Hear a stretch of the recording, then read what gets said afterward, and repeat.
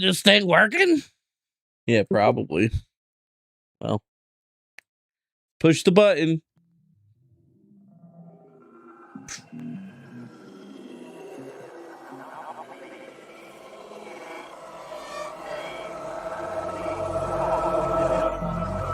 Whatever we do, change is coming.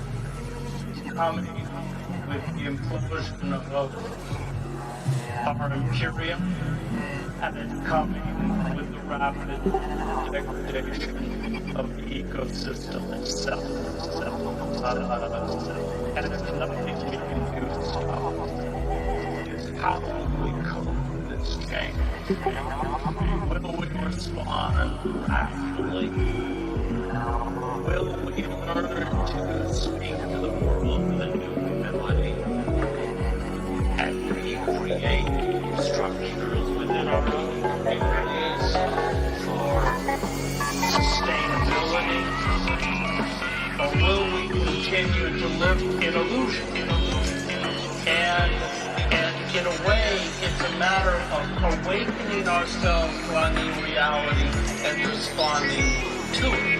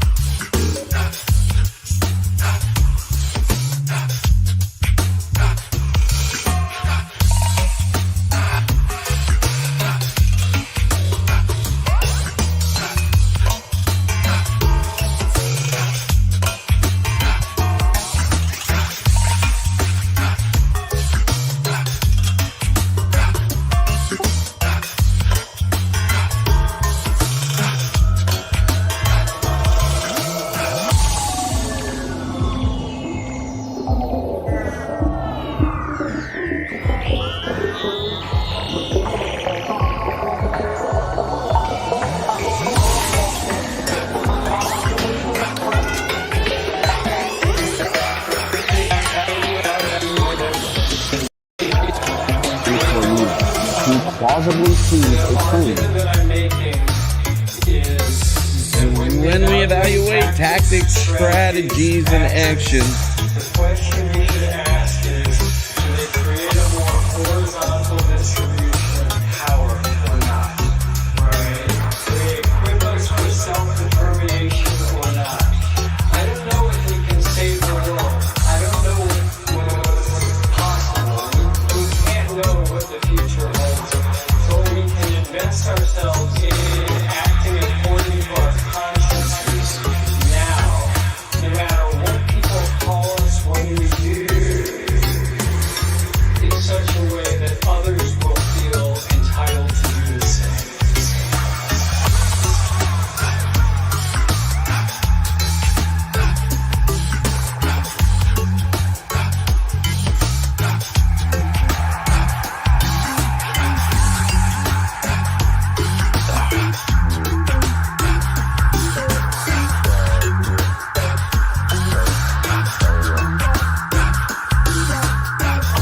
Ba-da-da.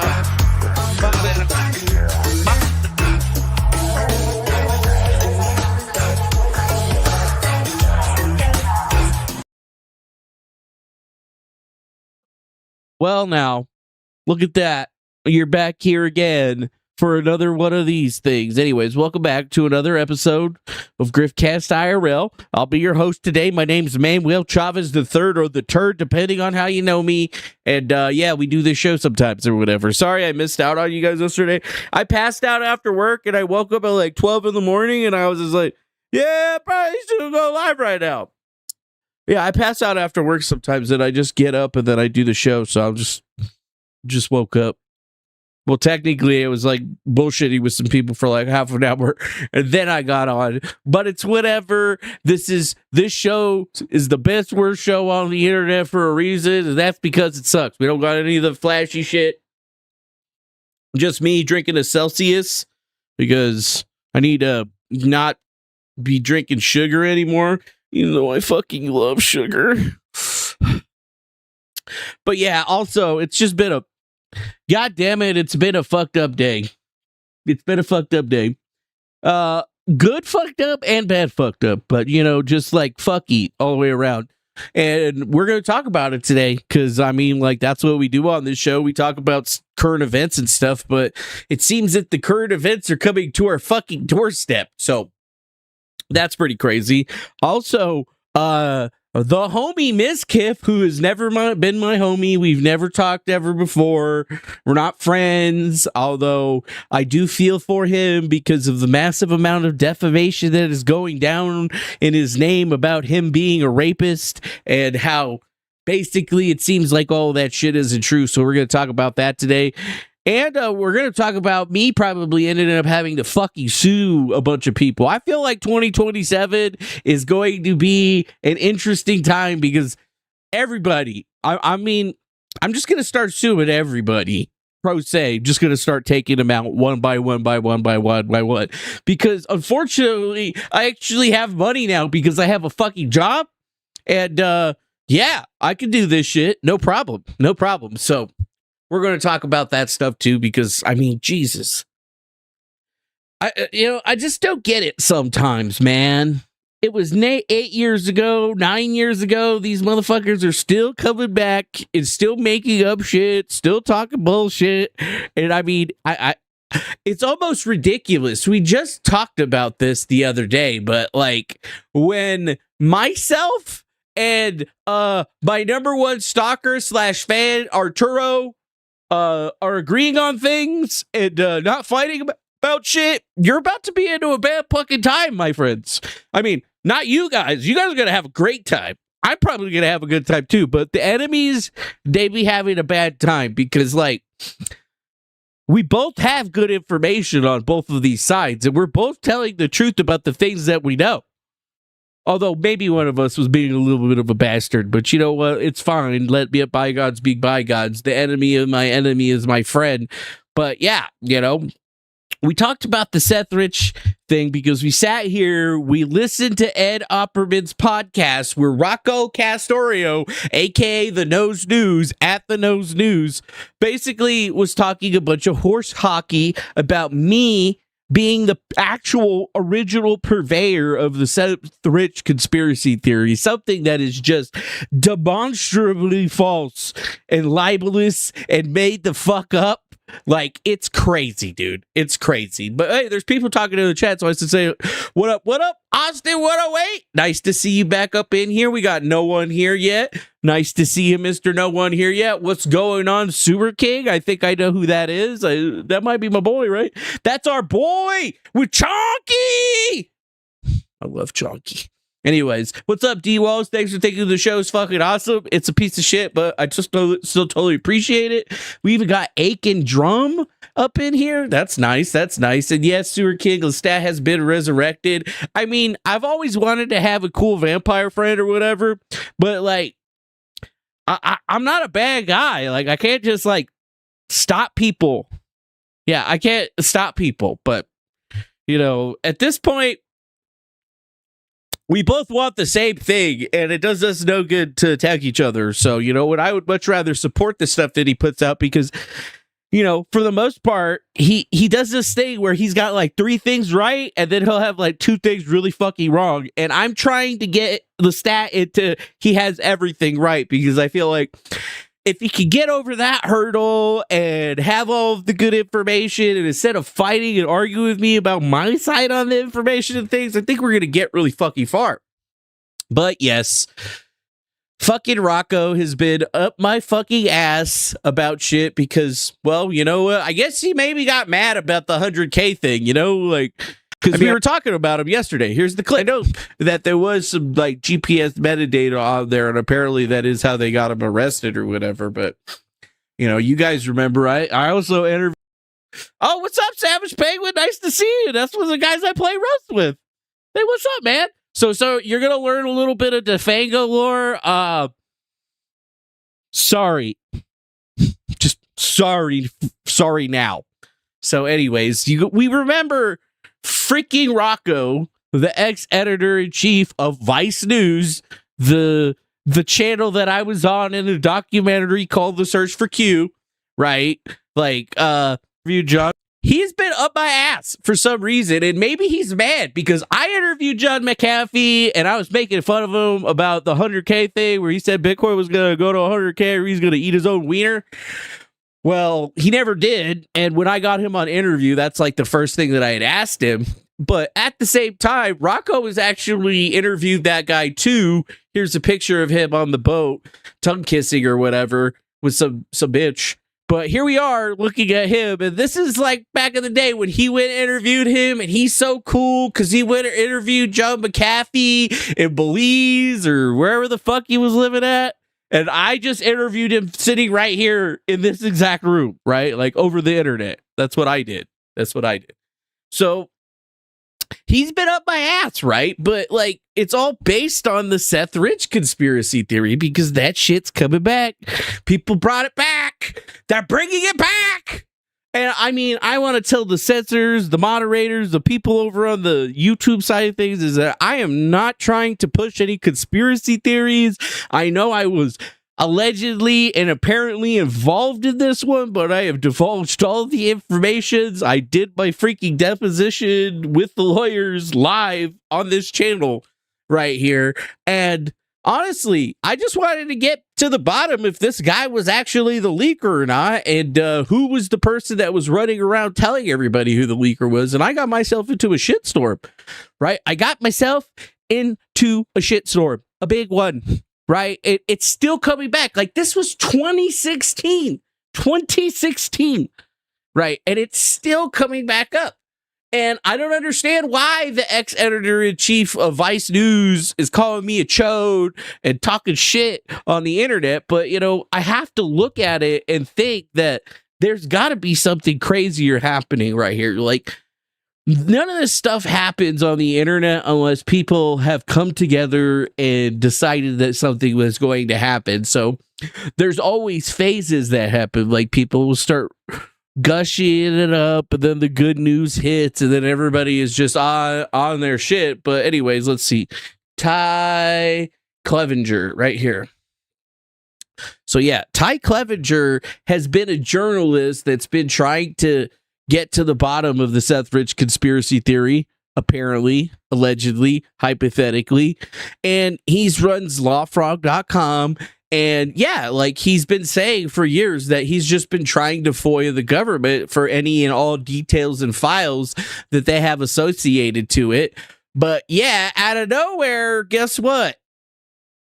Yeah, he finally apparently has gotten some new information. I'm trying to find the tweet, but yeah, he posted this on July 6th where he was basically saying, yeah, an attorney for the government told me that they'd be certain getting confirmation of several hundred pages of documents related to Seth Rich that were found in a previously hidden room at FBI headquarters. You may recall on July 30th, 2025, Fox News Digital reported that the newly installed FBI director, Kash Patel, our homie, and his leadership team located an unmapped sealed area within the J. Edgar Hoover Building's SCIF. SCIF, that means a secure location where they hide files and shit. So yeah, apparently they allegedly found burn bags containing thousands of pages of classified materials intended for destruction, and those files go all the way back to the 2016 Crossfire Hurricane investigation, and now it appears that more Seth Rich records were among the designated files for construction. So like, this is the preface of it. Yeah, this is the preface of it. And Doc Rocks, it's nice to see you, man. How you doing, my friend? They solved the bomber case. This one's the last big unsolved case the justice wants to clear up. Solved the IE. What? Oh, the Unabomber case. But yeah, this is a pretty big case. I think that people are going to want to clear up, right? And associated to this, like, originally the FBI told everybody in 2017 that there was no records of Seth Rich because it wasn't an investigation into his death. They didn't have images of his laptop. It was just a botched robbery, and that's what they were saying back then.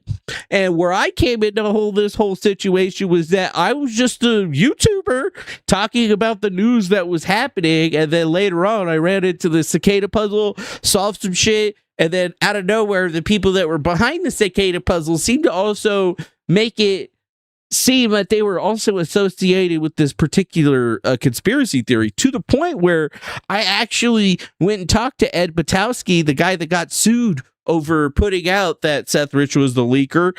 And yeah, that's how I got deposed and how all that other shit happened.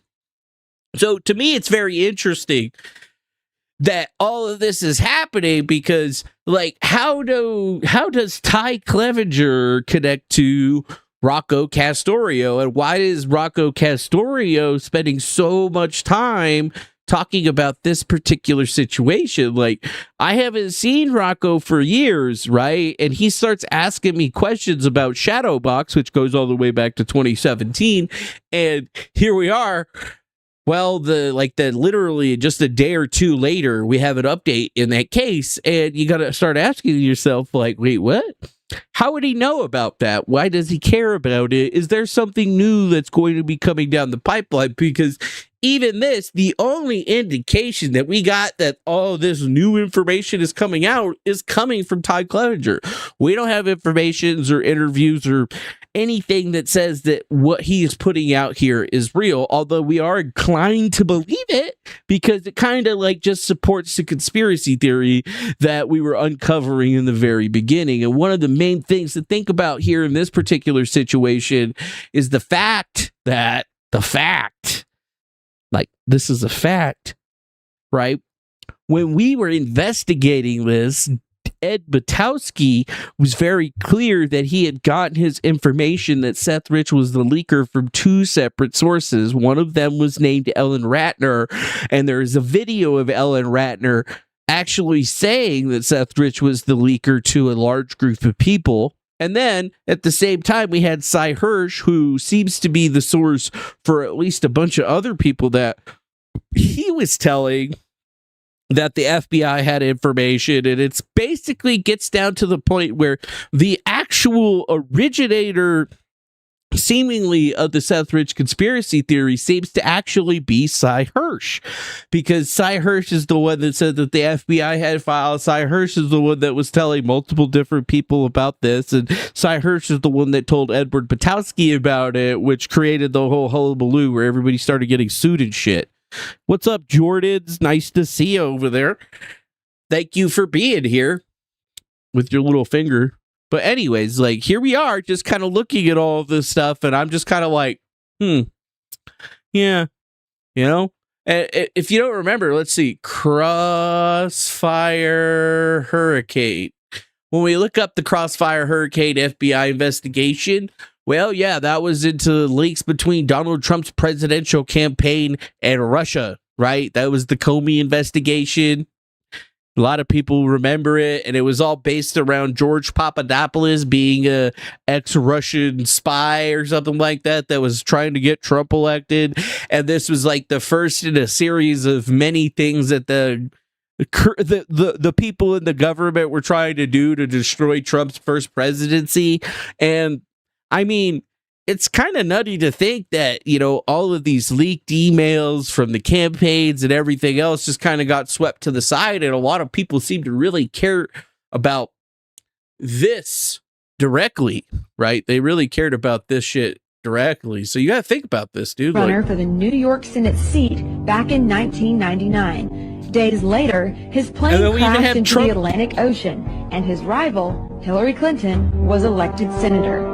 Mary Mahoney was a Clinton White House intern. She knew enough of the inner workings of Bill's sexual advancements to be a star witness during the Clinton impeachment trials. She was brutally executed at a Starbucks she was managing in 1997. In 1993, White House counsel Vince Foster was found dead in Fort Marcy Park near D.C. He supposedly killed himself, and among a lengthy list of... Why did Donald Trump share this video? Oh, right. Donald Trump shared that video because back in 2016, 2017, there was this whole thing about Hillary Clinton's body count or the Clinton body count. I'm pretty sure you could probably still Google it. Clinton body count. Yeah. Yes, the Clinton body count is a false internet rumor that claims Bill and Hillary Clinton murdered political enemies and friends. And the theory begins in the 1990s where people, or dozens of people, claimed that they had secrets on the Clintons that all of a sudden died mysteriously, right? And it was this particular conspiracy theory that led into the whole Seth Rich conspiracy theory, because a lot of people said it was a little weird that, you know, this guy that was working for the DNC got shot down. They said that he got robbed, but, you know, everybody kind of made it seem like it was something bigger, something different. What's up, Leon? Nice to see you. So, trying to figure out what the hell is happening here, it gets me back to Rocco, because Rocco came out and basically said that, you know, he just came up with some new information that apparently I'm the one that made that shit up, and I'm the one that was pushing that shit out to people, which is verifiably not the fucking case. So I've basically told Rocco, I was like, Rocco, I didn't give you all the deposition files for you to be publishing them to the internet for harassment purposes, and that's exactly what he's doing, right? And not only is he doing that, he has all of those emails, all of my emails and everything else that I had to put out there, right? And he's making up new stuff saying that the emails that I have contain that information when I know they don't, and I'm pretty sure anybody that was around during that time knows that, you know, that's just simply not fucking true, right? Not true. But here we are. It's like these libelous statements that he is making make it fairly easy for me to actually take him to court for it, because not only has this been litigated before in multiple different courts, I mean, the information that he's trying to claim he has, or, you know, was in my shit, just doesn't exist. Because if it did exist, why wouldn't Aaron Rich's lawyers use that in their lawsuit and tried to recommend criminal charges for anyway? It's because I never tried to wiretap anybody. That was fucking Thomas Schoenberger trying to snitch jacket me so that he could try to control me, and that obviously didn't work. So here we are looking at this, just wondering, you know, hey, if you're going to give me my emails and give me the full credit for them, why on earth would you be trying to, like, make up things that other people that have been provided with those emails have never come to the point of? And in fact, multiple people have been given those files, right? Not just Rocco. Like, other documentarians and filmmakers have the same exact thing, and none of them are saying that. What's up, Cherie? Nice to see you out there. How you doing, Virginia Olsen? Always a pleasure to have you with us. Nice to see you. And then we got Aiken Drum. I haven't seen that name in a while. Whisper Tech account docs, the one on Twitter. The one Twitter lost on appeal on October 6, 2020 is coincidentally before the Seth Rich family 7-figure settlement on October 10th of 2020. That's correct, actually. That's correct. And you know what? I probably wouldn't even have remembered that, but what's his name? Arturo actually put it out there. I think he put it out there on this account, on his fucking 10 different email accounts that he uses or whatever, which is interesting that he's also, you know, putting out all that information there. That even goes back to Julian Assange saying that it was a leak, not a hack, and the DNC insider wasn't a Russian person, right? Like, that's one of those things. But even more so, he put out this right here.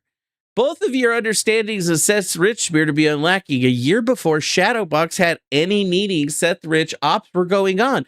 Rich's death was introduced as a leak related by Julian Assange multiple times, including live on Hannity. That's right. That is correct. That is 100% correct. And the actual accounts that were originally putting and pushing that information, right? Like this is all the way back from May 28, 2017. We have Truth Whisper or Whisper Tech. I appreciate Rambo Biggs and others like Malia Zimmerman for getting the truth out there. No information I've ever provided has been fake. And then we have Robin Young. Malia was Ed Potowski and Rod Wheeler's source. Are you Rod, the FBI agent that he spoke of? Right? When we go back and look at this, wait a minute. Maybe he is onto something here, because this right here is basically right around the same time that any of this stuff actually started coming up. And I think that if I go back into my DMs or over here, when you look at the corrections, or when I was asking this guy to make corrections, all of the emails that we have or that he's trying to fucking share are from way after. Like they're from 2019. Here's some stuff from July 8, 2017. And it definitely doesn't paint the picture that he's trying to associate with it. It really just brings up all the different characters that were already running Shadowbox when they decided to allegedly bring me into this thing. And it gets even crazier because Malia Zimmerman was one of the individuals that was actually there at the meeting that I went to with them, right? So unless he's got some super secret information that connects Schoenberger's group prior to that, since, you know, Shadowbox Strategies didn't exist until almost a year after it. It wasn't even officially formed until 10/3/2017 in Delaware. And also my name doesn't appear anywhere on it. Yeah. Yeah. What's up, BJK? You are up. BJ Krupp. What's up, BJ Krupp? New person. You might find the audio of the leaked cold call Cy Hirsch made to Ed Butowski has long been available. Ed recorded it. Yeah, I remember that phone call. But that was the leaked phone call that I'm talking about, where Ed's basically saying, yeah, it was Cy Hirsch that had fed me the Southridge conspiracy theory. But I also wanted to point out that from the emails that we had gotten from Richard Miller in this whole thing, we didn't get these until probably like 23, I think. And this is way after, but he was starting to sell this PR company as something completely different. Specifically, they were calling it Troll Inc., right? Troll Inc. is what he was calling it. And this is before I was really even a part of it. But if you look up Troll Inc. on the Google, it brings you to a rather interesting documentary called Troll Inc. that seems to possess a guy very well known for being an internet neo-Nazi. I say offensive things on the internet, but the fact is that they're confronted with messages every day that are meant to manipulate them. Trolling is about... Yeah. Anyways, the avant-garde has moved online, and they have an agenda coming from deep within the computer programming culture. Internet trolls are pissed off and using clickbait-obsessed mass media to prepare their movement into the mainstream, influencing presidential elections. Manipulating journalists and inventing meme culture. Trolls are either our saviors or driving a culture off the cliff. Prosecuted as a whistleblower by the federal government, Troll Inc. follows the world's most famous internet troll, Andrew Orheimer, and his legion of cultural saboteurs as they take on corporate America. Now, why would Thomas Schoenberger be mentioning Troll Inc. at all, unless he was possibly one of the members that was working with Weave on these internet ops? Because when you look at the Seth Rich conspiracy theory, it does really have the same flavor as a lot of the other operations, psychological operations that were happening on the internet, like Pizzagate, right? Which was also a 2016 thing. There was two really major psyops that went out in 2016. Were there not? One of them was from 4chan called Pizzagate, and the other one was 4chan, or had some origination on 4chan, and it was the Seth Rich conspiracy theory, right? And that conspiracy theory seemed to grow and encapsulate to a lot of different people. But when I go to my Substack and we go to the email where he's talking about it, it's in the same exact emails that Thomas Schoenberger claims that he's got Julian Assange's numbers. And it's also the same email that he claims that Julian Assange was the holder of the Cicada 3301 PGP key. And the reason that, well, nobody had been writing on it or signing on it is because he was literally stuck in at that point, he was stuck in, I believe, what do they call those things? An embassy for years until he actually went to jail. But you know what?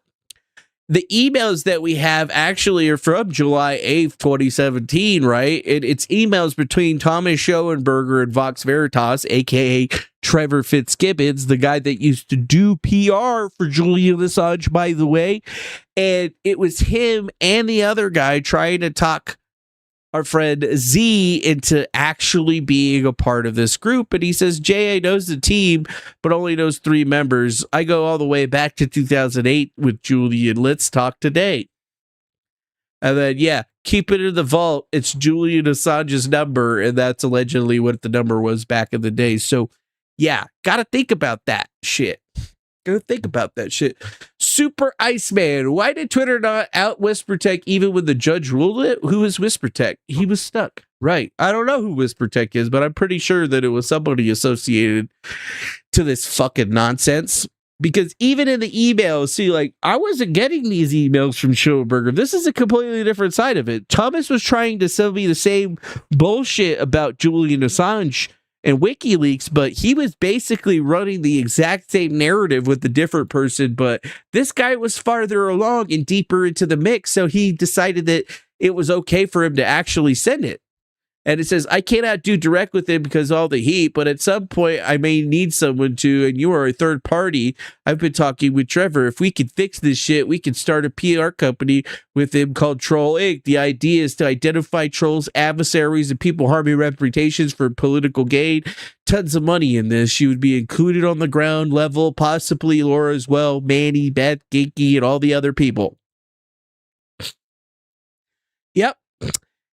At the time, he was selling us all the same story, but with different levels, like slightly different stories for everybody, but it was basically the same story. He just had it on different levels with different people. So Richard was the farthest along, I was the second farthest along, and Arturo was like the new one, because Arturo hadn't even like been a part of things. Like during this time is the first time that I met Arturo, and he was specifically just trying to make media and stuff. So it's just very weird, dude. Very weird. Aiken Drum. Patowski Ghost wrote the Admiral James Lyon according to a Discovery ratified person's depositions. James Lyon's Washington Times article that made the fake FBI case or Rich case gossip public. Oh yeah, I remember Admiral Lyons. That was a while back. And then, yes, Virginia Olsen. It also gets back into the whole who spoofed the Seth Rich file situation when we look at Jason Goodman. Because remember, Jason Goodman and George Webb were the purveyors of the supposed fake Seth Rich files. And that's when we had actually put out the emails that Daniel Vizina, a.k.a. the Rabbit, had provided these files to George Webb and Seth Rich, telling them that they were the Guccifer files, yet for whatever reason George Webb and Jason Goodman decided to say that they were the Seth Rich files, and that's how that whole beef with me and them started, because I literally was like, all right, well, let me see your files, and then they gave me their files, and I already had a copy of the files on my fucking computer, and I was like, these are not the Seth Rich files, these are the Guccifer files. What are you doing here? And yeah, that created a whole entire beef that kind of like blew everything up, to be perfectly honest with you. So yeah, think about that shit. Even more so, what's up, Mr. Blacksmith? And how's it going, Pyramid Savin?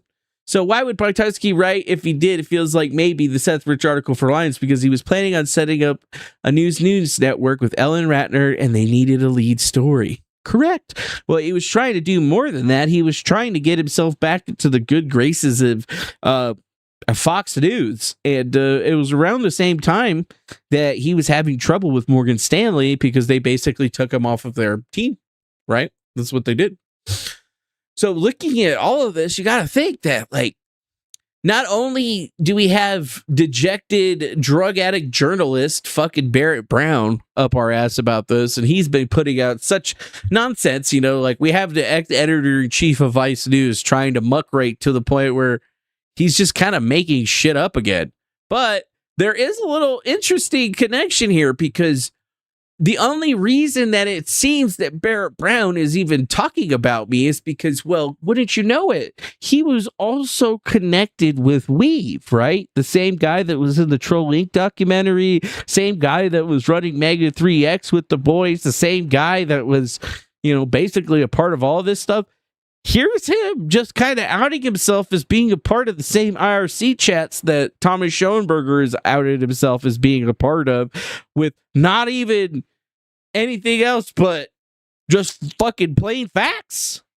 So it's like, wait a minute. So somehow they knew new information about the Seth Rich conspiracy theories coming out. They sent Rocco Castorio at me to throw out new disinformation. Same disinformation is getting reshared by Barrett Brown. And you're telling me that Troll Inc. didn't exist before I was a part of it? Yeah, I don't think so, because Shadowbox is just Troll Inc., right?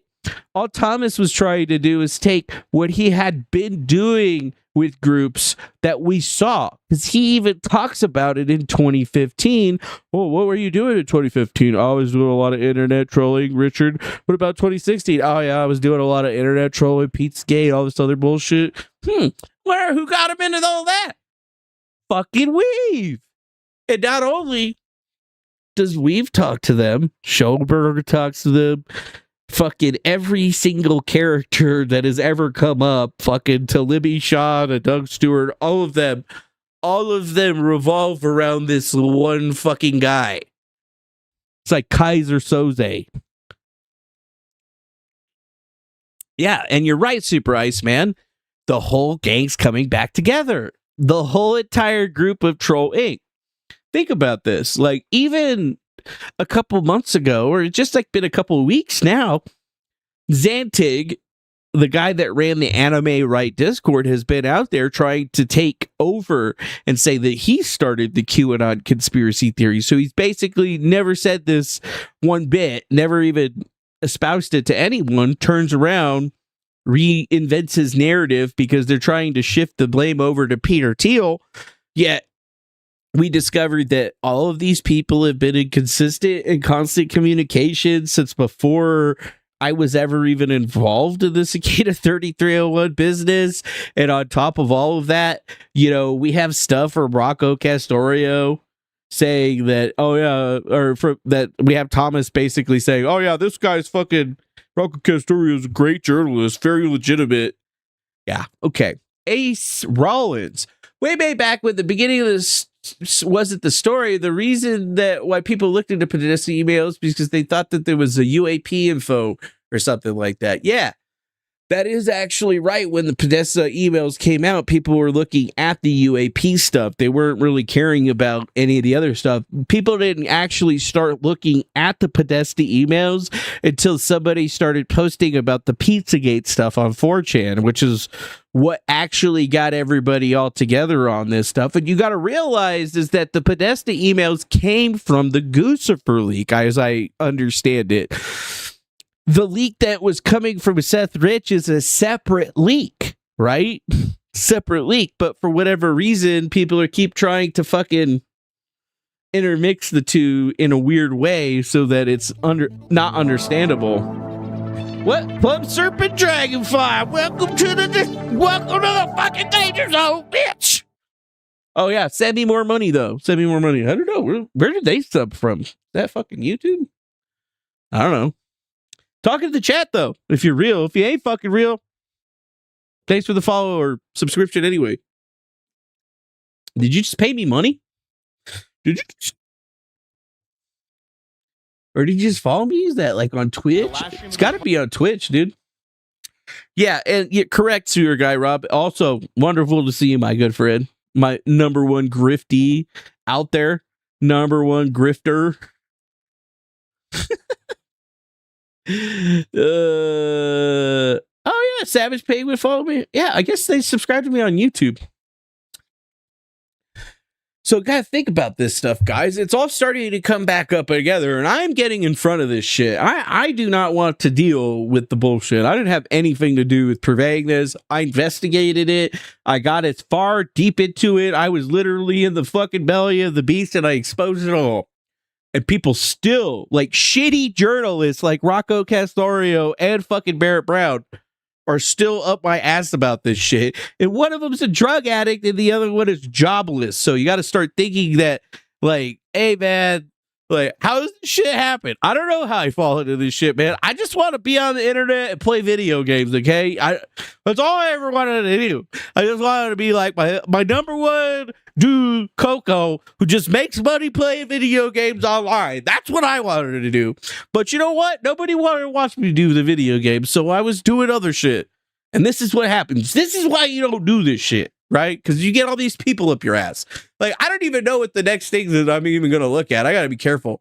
Yeah, look, Barrett Brown, go get some more Mexican hookers. Nah, fuck you. Well, you ain't cool, MF. You're not cool, Barrett. I was going to bring him on the show, and he was trying to talk shit like he didn't remember I brought him on the show years ago. Like, bitch ass. Savage Penguin. YT, yes, sir. Oh, cool. Yeah, it was YT. Good. Thanks, Savage Penguin. It's Rebel. Defango is right on what he's saying. Rebel. Like the Rebel News. Pizzagate. Dave Steven Days. You're right, Doc Crocs. That's exactly what is it. It's coming up again, and I'm freaking grateful that you get ahead of it with some facts. Yeah, well, I have to get ahead of it with some facts, because not only do I have two journalists known for putting out really bad information. I mean, one of them was editor-in-chief when they did the search for Q. You know, they did the search for Q miniseries in 2001. Rocco was in charge of this.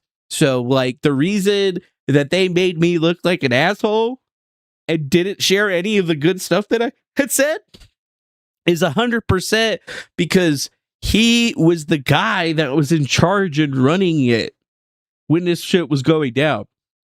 He was on the Skype call talking to Biajuum and Marley Clements when they were here at this house interviewing us on all of this stuff. And yeah, it's just kind of like, you know, top rated episode. You know, you've seen me. If you watch this documentary, you've seen me because I'm right there. Like, it spends a good deal amount of time talking to me, talking to Robert David Steele and a bunch of other people. We talked about Isaac Cappy, Bijan Keon, all of these folks, right? And they're literal. Speaking of the Mexican hookers, who started the rumors about Lestat and the minors? That was fucking Thomas, dude. 100%. None of those rumors started about Lestat until Thomas went to Mexico to stay with Lestat until he got kicked out. And after he got kicked out of Lestat's house, which I don't blame Lestat or his mother about that for anything, like, he started that narrative. He's the one that did that. And, like, Thomas doesn't appear in it shows that he's here and here, but he doesn't actually appear in any of these things. They asked Robert David Steele about Thomas and he fucking dipped out. But, you know, they put me on there. There I am. I still had the thing on my eye too. Like, that's when it was really small or whatever. It just gets bigger the more shit that happens to me. Yeah, I confirm that. Tommy Schoenberg is the purveyor of that. I mean, I don't have any evidence that anybody else was saying that shit, period. And Thomas said a lot of bad shit about Arturo in the very beginning, even after Arturo was like allegedly supporting him after I went off. And, you know, that was a main source of beef between me and him. But we've flip-flopped on it multiple times, I'd have to say. now, but like I don't have any problem putting it out there and saying, yeah, that's what fucking happened, dude. That's what happened, son. Like, it wasn't me, it wasn't anybody else, it was this motherfucker, right? It was this motherfucker. So if we're starting to understand it, like I've been trying to show you guys over the years that these things overlap seriously, right? And I was pretty clear that, the cicada group that targeted me for their puzzle was basically the same group, right? They always stay around. They never fucking go anywhere. They're always in the area, right? And it doesn't matter if we can show that, hey, even back then, like when the whisper text shit was going out, did I ever fucking retweet this shit? Was I ever on this shit? Like, no, dude. And I mean, the account just joined up the same time just to put out that information. Yet this account never actually shows up anywhere, right? And you got to ask yourself, why? Like, why did they do this in the first place? Why did they bring it all around? We can show that Thomas was associating himself with WikiLeaks, Cicada, and Julian Assange. We have that Julian Assange came out and said that, it was a leak, not a hack, right? We have that.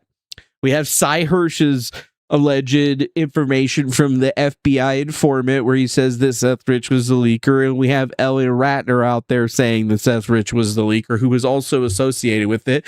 And then we have Trevor Fitzgibbons, who was on the fucking emails with Thomas Schoenberger when Thomas Schoenberger was trying to sell Julian Assange to all these different people and passing around his number. So, where are we at with this, right? Like, where does it go? I mean, is it real? Is it fake? Is somebody paying money for them to do this sort of thing?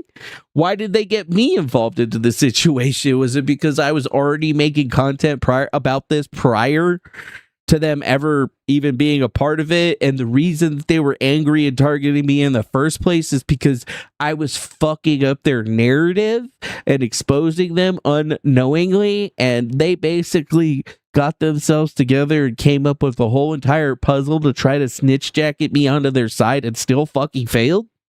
Yeah, I think that's actually a pretty good way of espousing it. So, like, where do we go from here? Right? I don't know where the money's coming from, Super Iceman. And Cherie, if they don't get to you to off yourself the first time, they keep circling around trying to finish getting the job done. Correct.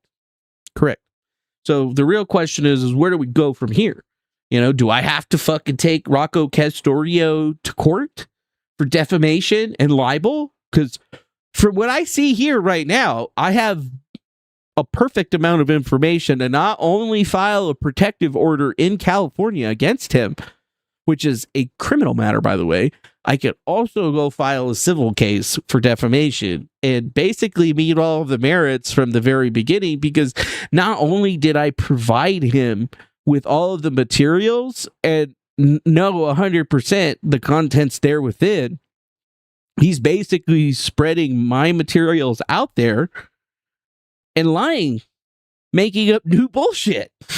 And it's like, wait a minute. What do we do? Like, I might have to sue somebody. You know what? I was threatening to sue Arturo, and he was like, all right. I'm like, yeah, bro, I'm going to fucking take your ass to Mexico court if you don't cut it out. And I'm just like, but I don't even want to have to do that. I was like, Arturo, I mean, we're not really friends, but like, Colin Hobeck. Yes, Colin Hobeck. I should put it out there because, like, I never got to talk to this guy. I finally got to talk to Colin Hobeck. Colin Hobeck is a really interesting individual, documentary filmmaker, actually, producer, editor. He actually also did a QAnon documentary that I actually wasn't in. He never spoke to me about it, but it was called Into the Storm. It was for HBO, and it was kind of like a counterpoint to the Vice documentary that was put out. And the Vice documentary was trying to get at like more of who started it and where it went.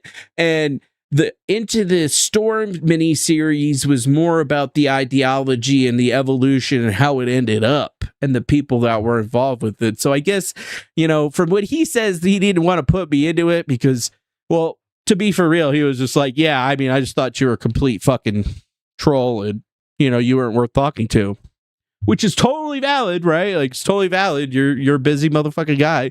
Why would you want to talk to me about anything? But I mean, he's done some pretty good shit. Terms and Conditions May Apply is probably one that a lot of people have seen and haven't known about it. And he also did a documentary on Bitcoin called The Money Electric, which was very interesting, even though he kind of missed the point of like who it actually was.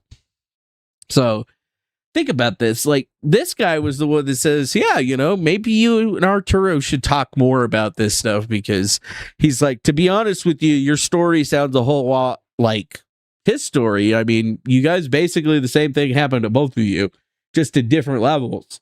And the reason that you guys are keep fighting, it seems because, Thomas Schoenberger just keeps pushing you guys at each other and using third parties to do so. And I mean, it's pretty crazy. It'd be interesting to see if anything else ever comes out from this individual in it. But like, I just don't see anybody doing a documentary on this whole cicada nonsense, because it's so deep. It's so deep. Yep. Yeah. Arturo isn't friend material. I don't know if he's friend material or not. I mean, he just needs to work on himself. Hey, Ron, assuming it's a leak, SR, the other guy worked at the IT campaign. What was that guy? Why doesn't he speak up more? The guy that got engaged at the DNC convention to a PR chick?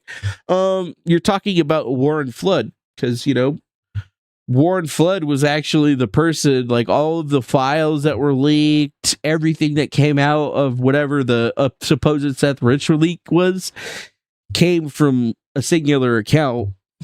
A guy named Warren Flood, who also worked at the DNC, and like all of the documentation associated with it, it looks like somebody just updated the metadata on the files to make it look like it was Russian, but like all of the files came like they were logged in to Warren Flood's motherfucking email account and downloaded, and then somebody just changed the metadata.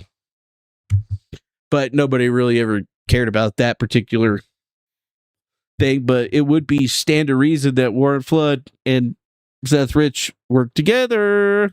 So we're either talking about a situation where if it was Seth Rich, he was using somebody else's account to download all the information, but the way that it looks, it seems a little more like reasonable that it was just Warren Flood that downloaded all the information, changed all the shit, and leaked it.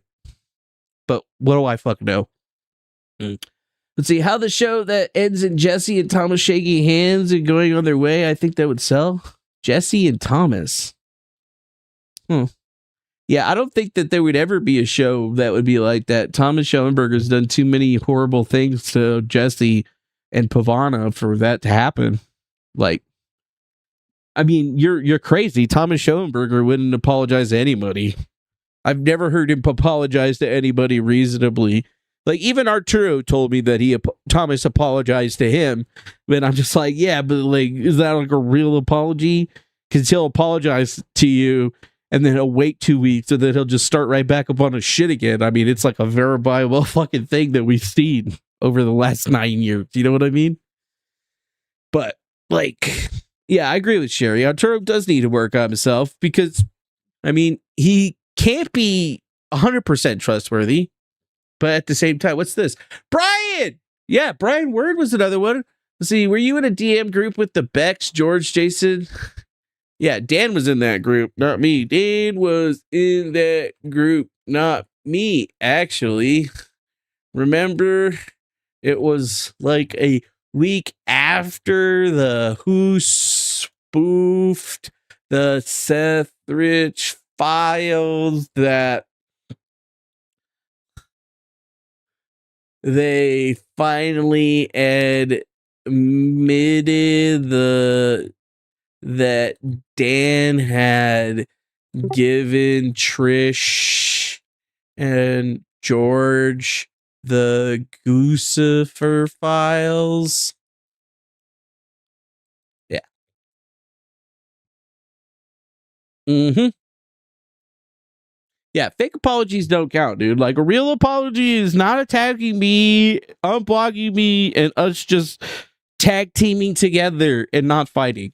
That's do good for 6 months, and then, we'll talk about it, right? I'm more than willing to give people second and third chances, right? Because that's the kind of guy I am. But at the same time, like, this shit is crazy, bro. Yeah, this shit is crazy.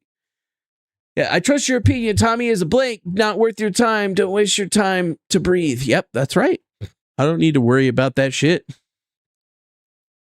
Hari Krishna, are you spoofing the Seth Biatch files? Yes, I am.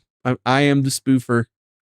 I spoofed them. Yeah, by the way, remember, dude? Wait, hold on. Who fingered Defango? It literally... It's important that you spread this. Danger Zone is some Fandango shit. Remember when Thomas had this made? Danger Zone is some Fandango shit. Danger Zone is some Fandango shit. You guys all know me as Jason Goodman. Danger Zone is... We are Goodman's Mossad handlers, and we approve this message. L'chaim. Virginia said she never liked Arturo. He was a friend that lied, and he was with that TS crazy guy. Danger, Will Robinson, danger. Yep, that's the same thing. I'm not going to beat him up over his beef with the Professor Dilly or whatever. That's personal shit that I shouldn't be bringing up or whatever. I still talk to Dilly. Like, we've actually had conversations about stuff before. And, like, I've apologized to her and be like, yo, I guess I came at you wrong. I'm sorry about all this shit happening. But literally, I was just trying to explain all this shit to you so that you wouldn't have to go through all that. But you didn't want to listen. So now you went through all of it, and I'm here. And I'm just saying, I got no hard feelings. I was literally just trying to fucking help. And that's all I've ever done is try to help. So that's why I don't help anymore. I just shut the fuck up and play my video games and do shit. Because if not, this shit happens. And I like this fucking people shit happens. spoofing. I encourage anyone to look me up. Yeah, if you remember back in the day in 2017, I had literally almost never had any encounters with any Jewish people. Like, I had met maybe 5 Jewish people in my life, and all of them were pretty cool, actually. Never had a problem with them. It wasn't until 2017 that I met Jason Goodman, and then I was just kind of like, God damn, like, this guy's a fucking asshole, bro. Like, straight up. And then just ever since then, it's just like, I don't know what it is, but man, these guys. Fucking hell. I am a porn star. I have been a peeping Tom. Danger.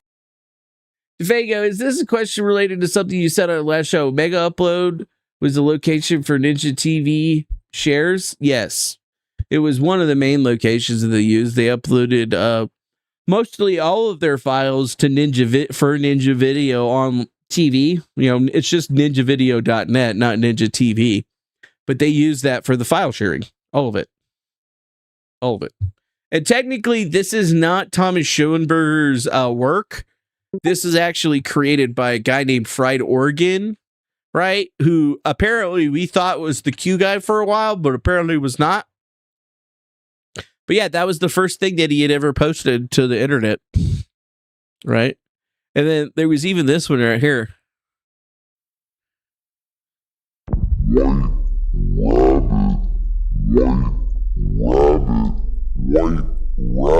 But I would like to point out that when he posted this video, it was July 11th of 2017, chasing rabbits, and this is when the whole rabbit, Jason Goodman, all that situation had happened. Yeah, none of it is Thomas's work. All of it is made and created by somebody else, and then he just takes credit for it because he's like, oh, I told that person to make it, so, it's my work now. Yeah, who was that weird guy in his garage with the cat in the background? Oh, that is, what's his name? Nathan Slopeman, Lift the Veil. Great guy. Actually, still like him. White rabbit, white rabbit, white rabbit, white rabbit, white rabbit, white rabbit, white rabbit, Yeah, this is back in the day when we would get like 100, 200, 300 people watching the show, no problem. Like before we got our show, before we got banned from everything and had to come back. Shit sucked, man. Stoltman. Great Jay Goodman, Defango, really graceful. This dumb guy and his cat. Graceful. This dumb guy and his cat. Really graceful. That's this Nathan. Dumb guy and his cat. White rabbit. Most deadly, dangerous criminal syndicate. Oh, look, there it is, my fucking baby fist. You're not Chris Gimpy Jones, are you? I can't remember who you're supposed to be. I think you're James. In the history of humankind. Great Jay Goodman, Defango, remember. Random Rants of Ryan, Steve Jobs, Kim.com.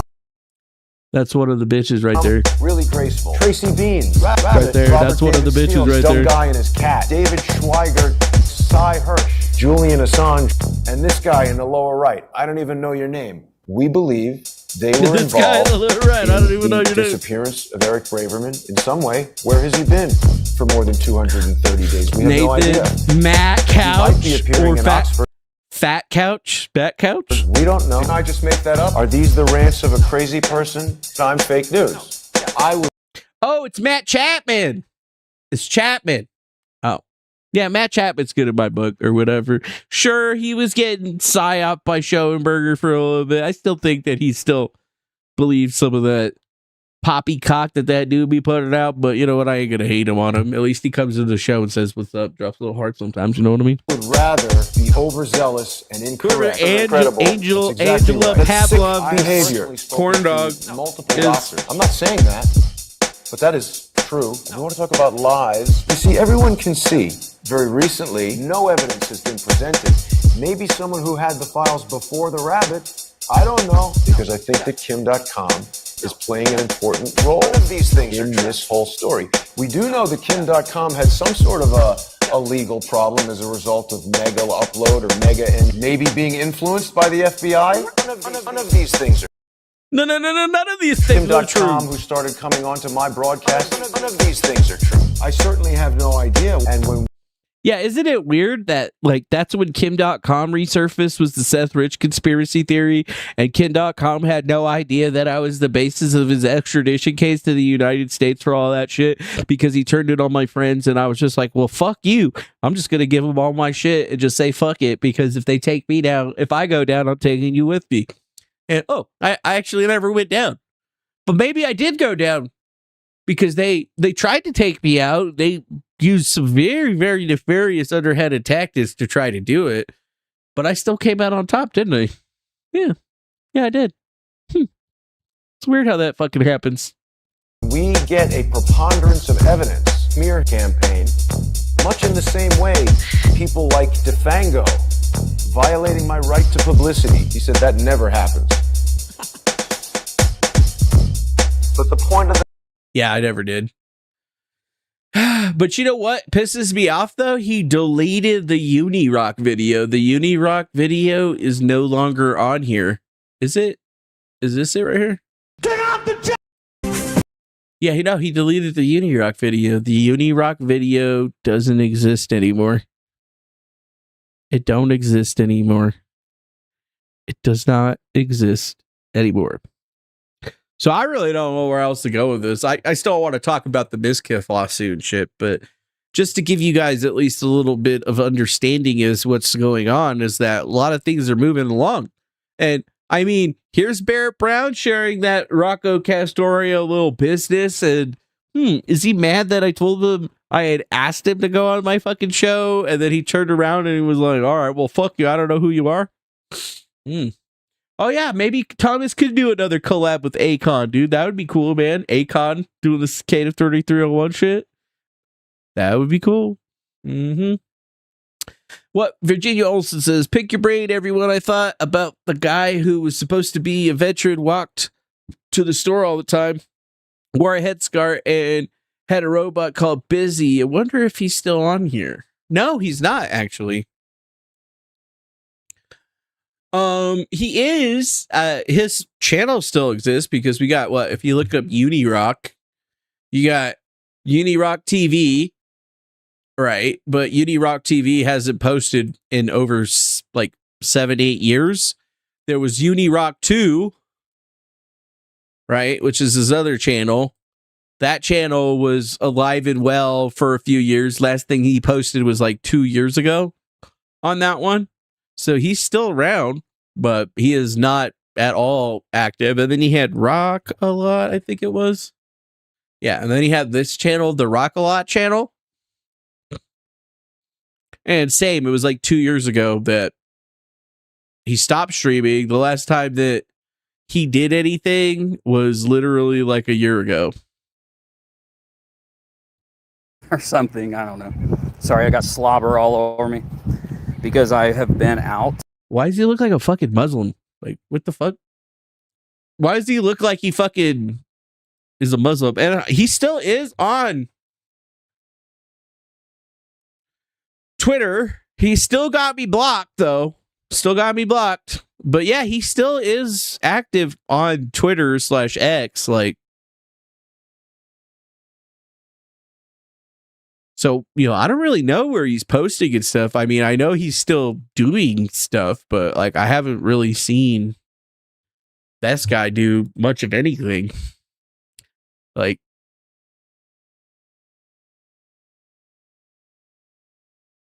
he seems to really have petered out, as it were. And he also doesn't like Candace Owens. Does not like Candace Owens. I like Candace Owens because she fine as fuck. With Smash, Hulk with Smash, but she is on some pretty crazy shit, I have to say. Some crazy. Yeah, she is. So a lot of TS videos were back in the day done by Duality of Man, aka Brian Word. Yeah, that's correct. The Brian Word that we just replied to right here, this Brian Word is the guy that made all of the originals. So like, when we started doing the cicada puzzles and stuff, he was the dude that was making the videos for it, plus had been making pretty much all of Thomas's videos on his channel for like ever. And if you haven't seen that channel, I think it's so via music. This channel right here with 123,000 subscribers and 666 videos. But yeah, he goes off pretty hard on this. And he does actually mention me quite a bit on his little timeline here because he doesn't post on Twitter anymore, allegedly. He just posts everything here now. And it's just kind of really sad. Yeah, Arturo's 12 days ago. Arturo is nuking them. Here's James Lefebvre melting down and threatening Arturo. He deleted his tweets, but Arturo already captured them for future reference. Oh, there's you. Who's you? Right here? Which one's you? Just say who your fucking name is, bitch. I don't know who the fuck you are, Super Iceman.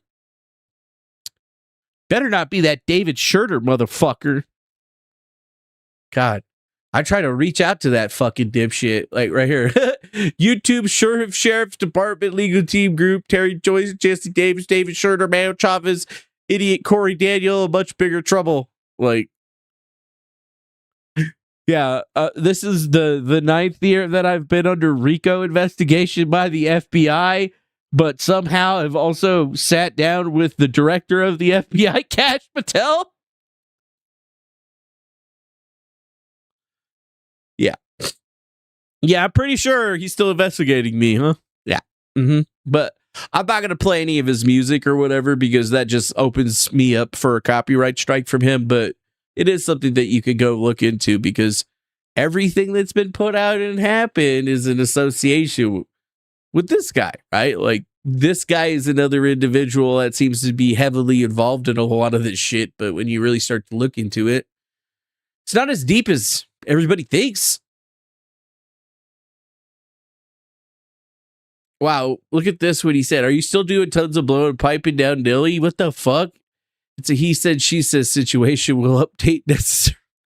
Like, motherfucker.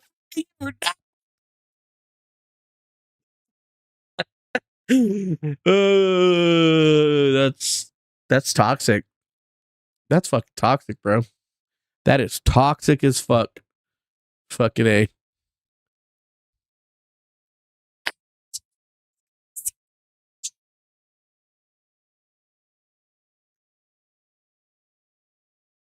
Yeah. No, David is Thomas's love toy. Oh, you're John? John. Fucking John. I don't even remember a John. I didn't remember a John. I don't remember a John. John. John.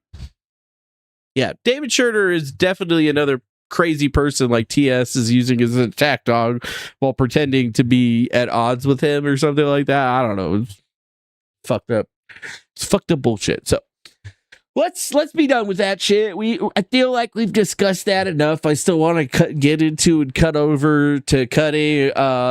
Just a fucking banger, dude.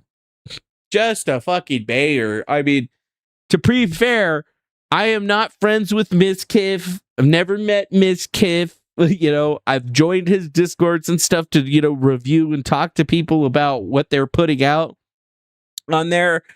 But, you know, there's been this crazy lawsuit thing that's been happening for a couple months. We actually had done a pretty good video on this where we were basically saying that, yeah, this case is probably going to end up going to trial with Emeru because it definitely looks like not only did she defame him, she lied, you know, pretty incessantly about what their relationship was like. And just recently, you know, there was a court order that was dropped. And I mean, there's been a lot of court cases stuff that's been going on here, but all of a sudden, I think it was just a few months ago, we finally got some orders from the judge, right? And this is the recommendations from the judge because, you know, they have to take it to court preliminary to see if there's, you know, enough information here to basically move the case forward in the court of law. And it looks like Mizkif's lawsuit was indeed approved. So if you think about it, Ozzy John, aka Superman. Okay, I remember that now. Ozzy John. Okay.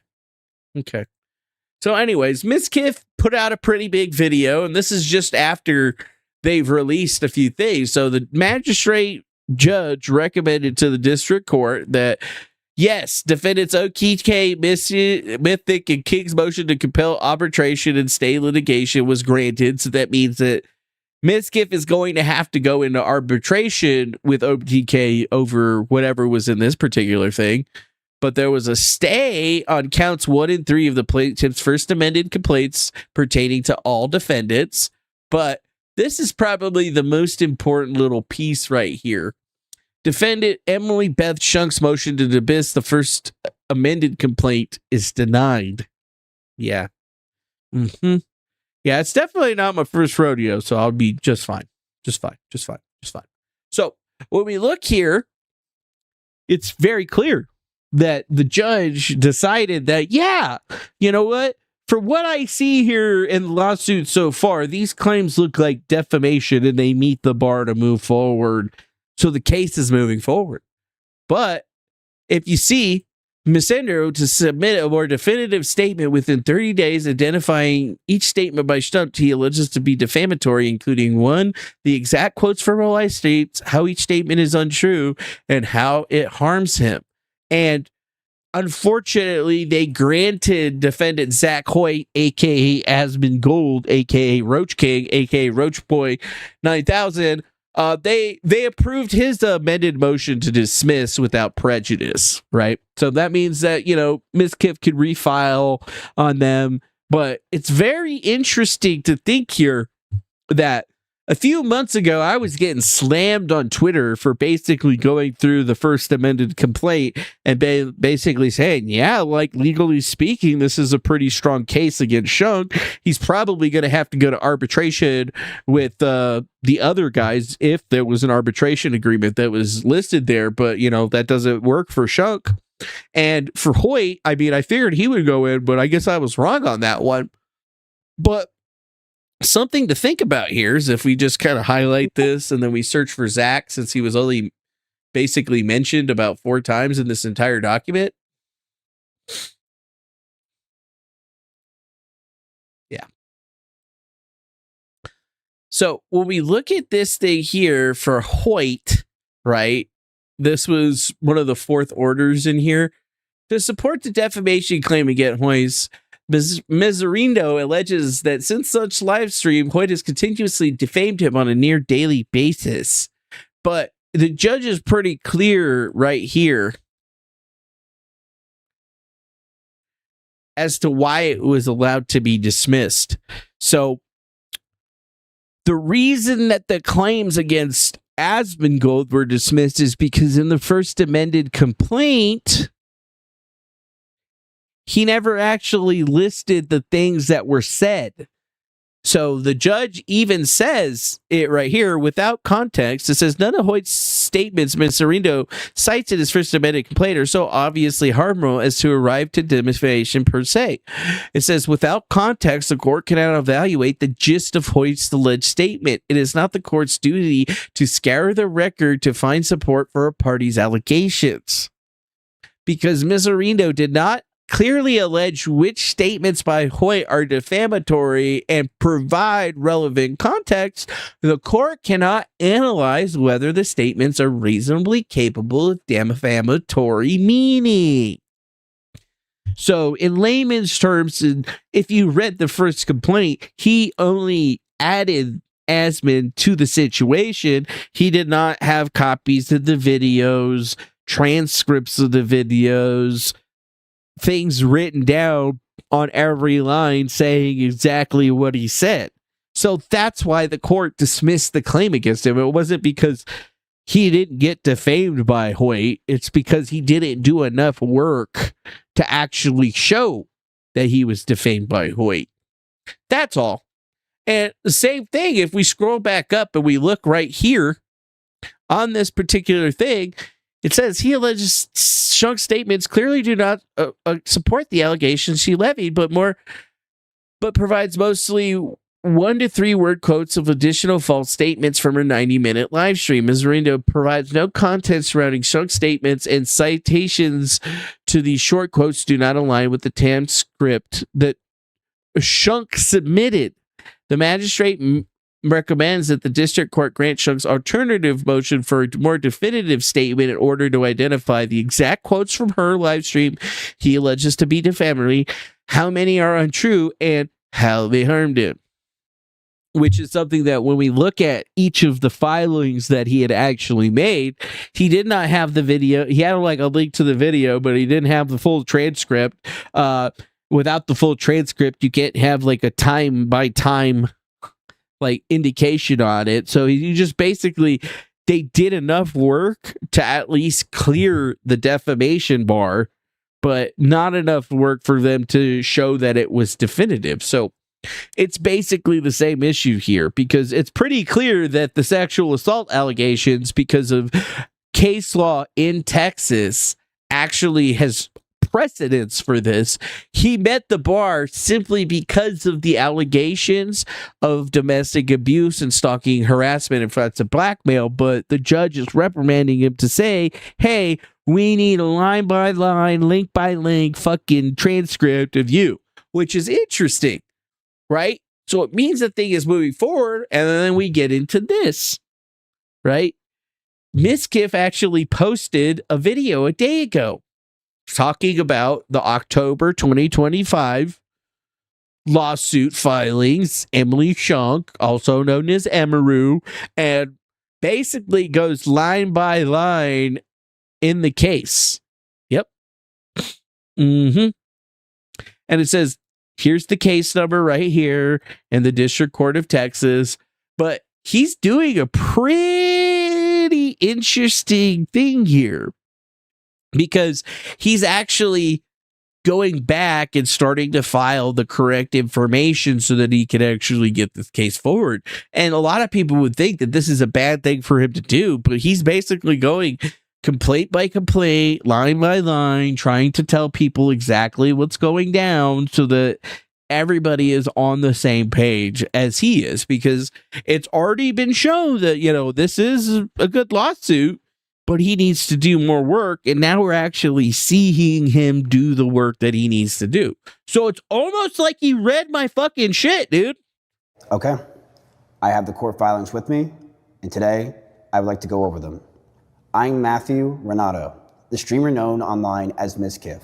In the court filings, my name is also spelled Mizrandino. This is about Emily Mizrandino, the streamer online known as Emaru, who I was in a relationship with for about 3 years. Seriously, though, how the fuck did he pull that shit off? How the fuck did he pull that shit? How the fuck did he pull that shit off? Like, seriously, how the fuck did he pull this off? I don't understand. Not fucking fair. For 3 years, she was the first person I saw every morning and the last person I saw every night. She was a person who wanted to marry me and have my children. Then, about 10 months later, after we broke up, in October of 2025, on a live stream to her audience of millions, she accused me of sexual assault, stalking, and abuse. I deny those accusations completely. Notice how he's got the paperwork and he's in like a law office right now. Like, this is all assembled by the lawyers and stuff. Like, whoever his lawyers are right now, those guys, they definitely been looking into the Defango law, because this is how you do it, right? Because not only did they assassinate his character in the court of public opinions, something fierce, this dude lost thousands of subscribers, hundreds of thousands of subscribers. People are calling him a rapist. He can't get work with certain creators anymore, all kinds of things. Like, she's affected his money and everything. And it's pretty insane in this entire 45-minute video, because not only does he put out text messages and shit that are going to be filed to the court that show that not only were her statements incorrect, she basically lied multiple times during her live stream, and he's providing the actual physical evidence that she lied. So it's pretty fucked, right? Like, what she did to this guy is super fucked. Like, I understand that rape accusations and those things happen. I've never been on the side of the believe all women thing due to things that I saw happen when I was in high school and beyond. But at the same time, like, this dude probably didn't deserve all of this. And it's pretty insane to think that, you know, when she alleges that she was assaulted or whatever, she was over at his house fucking him like days later. To be clear about the setup, I am the one who went to court. I sued her for defamation, meaning for making false accusations that damaged me. A court has since ordered me to lay out, one statement at a time, exactly what she said that is false. This is me doing that, with the public court record and her own words placed next to each claim, so you can weigh it for yourself. Here's what's changed. After her October 2000... This is really smart, because not only can he submit this to the court, it's going to have a full transcript with it as well, because, you know, YouTube makes transcripts of all of your videos. So he can go line by line on this one. And if they file this with their next amended complaint, it's going to change things in such a big, crazy way. 2025 live stream, the accusation spread everywhere. And to most people, the story was already settled. I was guilty. But what changed is that in June 2026, a federal judge reviewed her request to throw my entire case out and recommended the opposite, that it moves forward. So here's the accusations that she made on stream. These are in her words as the judge quoted them. On October 2025, near the start of her live stream, by the magistrate judge on the account of the transcript, she said she was, and quote, finally going to be opening up about the psychological and domestic abuse, stalking and harassment, sexual assault, and threats of blackmail that Mizkif has done towards me, and some of these issues which are still ongoing. Under Texas law, as a magistrate judge in my case wrote, accusing someone of a crime or of engaging in serious sexual misconduct is defamation per se. In plain terms, defamation per se means that falsely accusing someone of a crime is treated by the law as damaging on its face. just to say, that's exactly what I had said to everybody. And I got like so many motherfuckers on Twitter screaming at me with from their sock accounts with like 2 followers about this situation. But Texas law is pretty clear about defamation per se when it comes to allegations of sexual assault and criminality. If you're in Texas and somebody hasn't gone to court and been convicted of something and you're accusing them of it before all that stuff happens, yes, they can take you to court. And since Emily Shunk never filed any police reports with any law enforcement agencies whatsoever, never filed for any type of protective order whatsoever, before she published her video, she basically fucked herself in the Texas court of law that was going to make it that this thing was going to go forward no matter what, right? Because she literally didn't have a paper trail. And that pissed off a lot of people. Yep. That pissed off a lot of people. The harm does not have to be proven separately. Those are accusations of crimes. I deny every one of them. And the judge did not leave that standard in the abstract, applying it to her sexual assault accusation in the same opinion. She found that accusation reasonably capable of a defamatory meaning and allowed my defamation claim to move forward. If you want to find any of these readings, I'll be putting a link below where you can read everything. For the first time I spoke until now, my account has not changed. The same denial, the same story, the same That's detail. it right there. I have never had to take anything back because I have never lied. She has repeatedly through this entire process.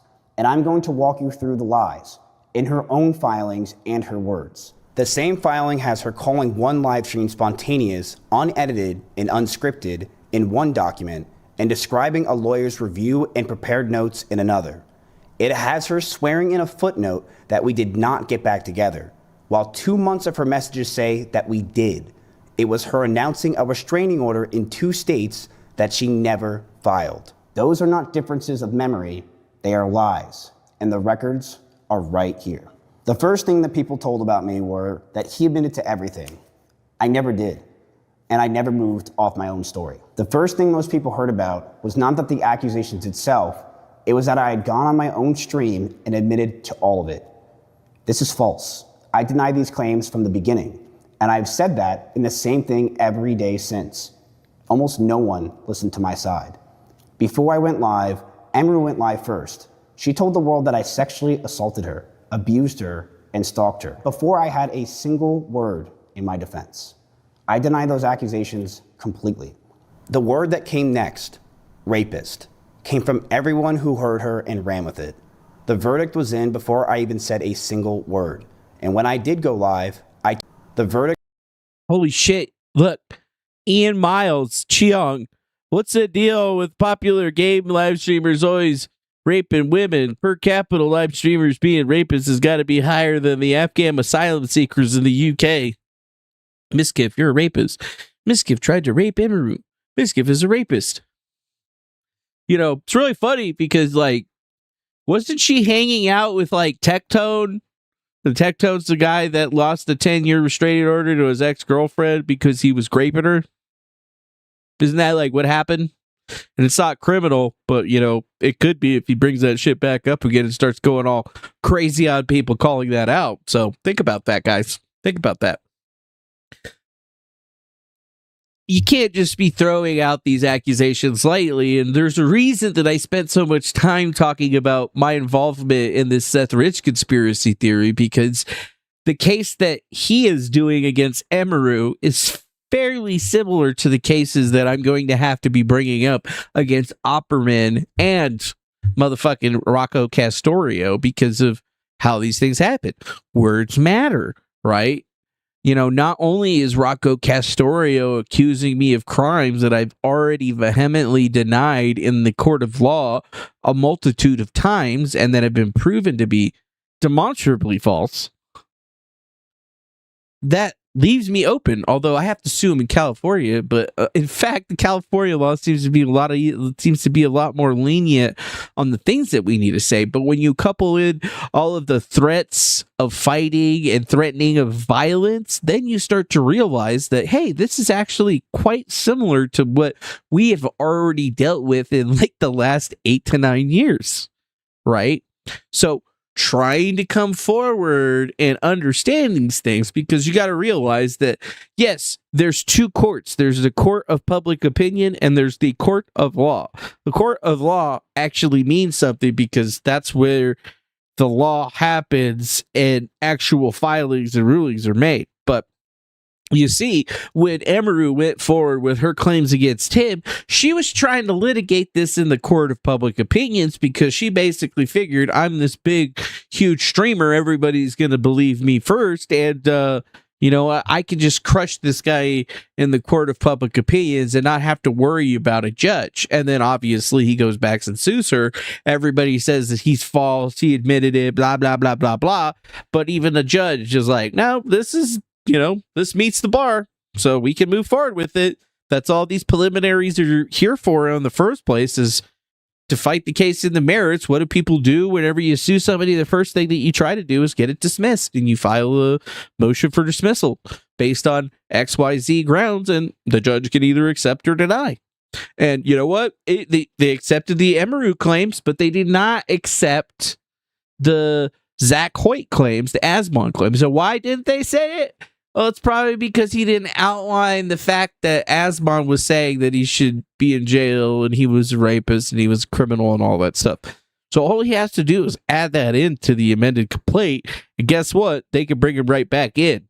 Except for it would have to be a separate lawsuit that he would be bringing on him just specifically, right?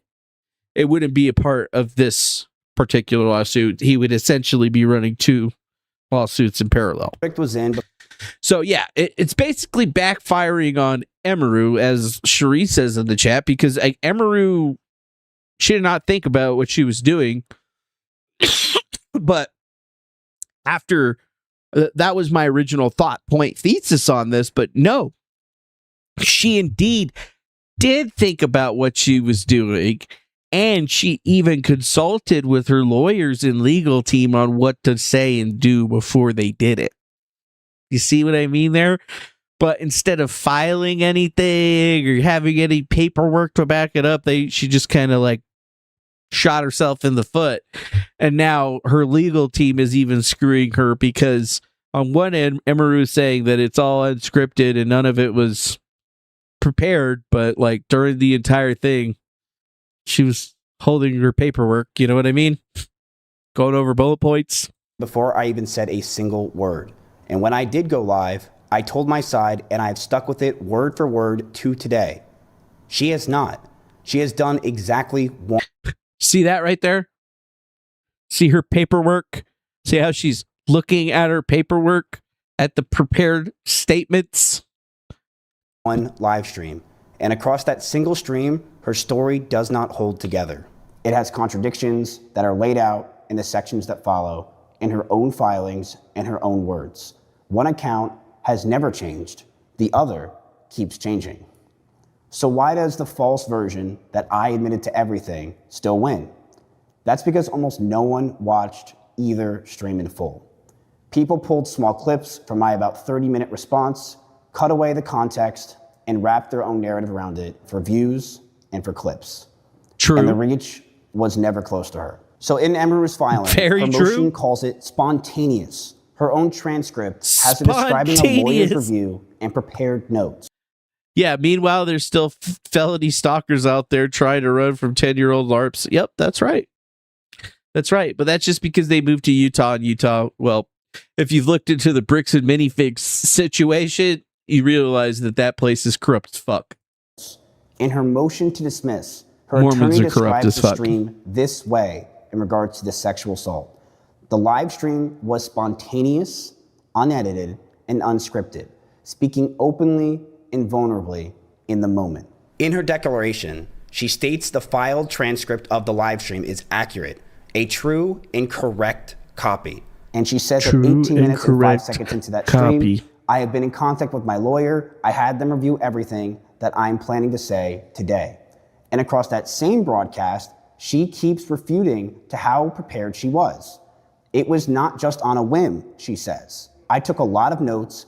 I just end up reading off my own notes. So my attorney puts it in court directly. Shunk should not be heard now to argue that her defamatory comments were some off-the-cuff, spontaneous, emotional response, when she specifically stated that not only were her comments thoroughly planned out and scripted, that they were in fact reviewed by counsel in advance to the live stream. So her brief on the stream was... Yeah. Blazing Scar is sniping my stream? Sorry, Blazing Scar, you need to stop restreaming my stream if you're watching my stream now. Because I'll just strike your channel because you don't have permission to my content. And it's obviously you're not doing it for fair use for reasonings. But yeah. Fuck off. Fuck off. Was spontaneous and unscripted. Her own filed transcript has her saying a lawyer reviewed and it read from notes. Both are her words. In the same case, they describe the same 90 minutes 2 different ways. The sexual assault allegations, she called it sexual assault. Here's what she said happened and what I did. She told her audience and later the court that what happened between us on one night was sexual assault, a crime. She named it on the live stream, where she made her own other accusations. Then she went over what she says happens that night. These are her own. Oh, and just so you know, I'm not going to file it using the normal method. I'm going to go with the content detection system, which means it'll just immediately go down. Words, as quoted in my complaint. He started kissing my face and I let him do it. And then suddenly he tried to climb on top of me and aggressively shoved his hands down my pants. And I screamed. Boy! And when I screamed, he jumped off of me like a cat. Here's what I have to say about that plainly. I did what any man should do in the situation. She made it clear that she didn't want it, and I stopped. I respected her not consenting.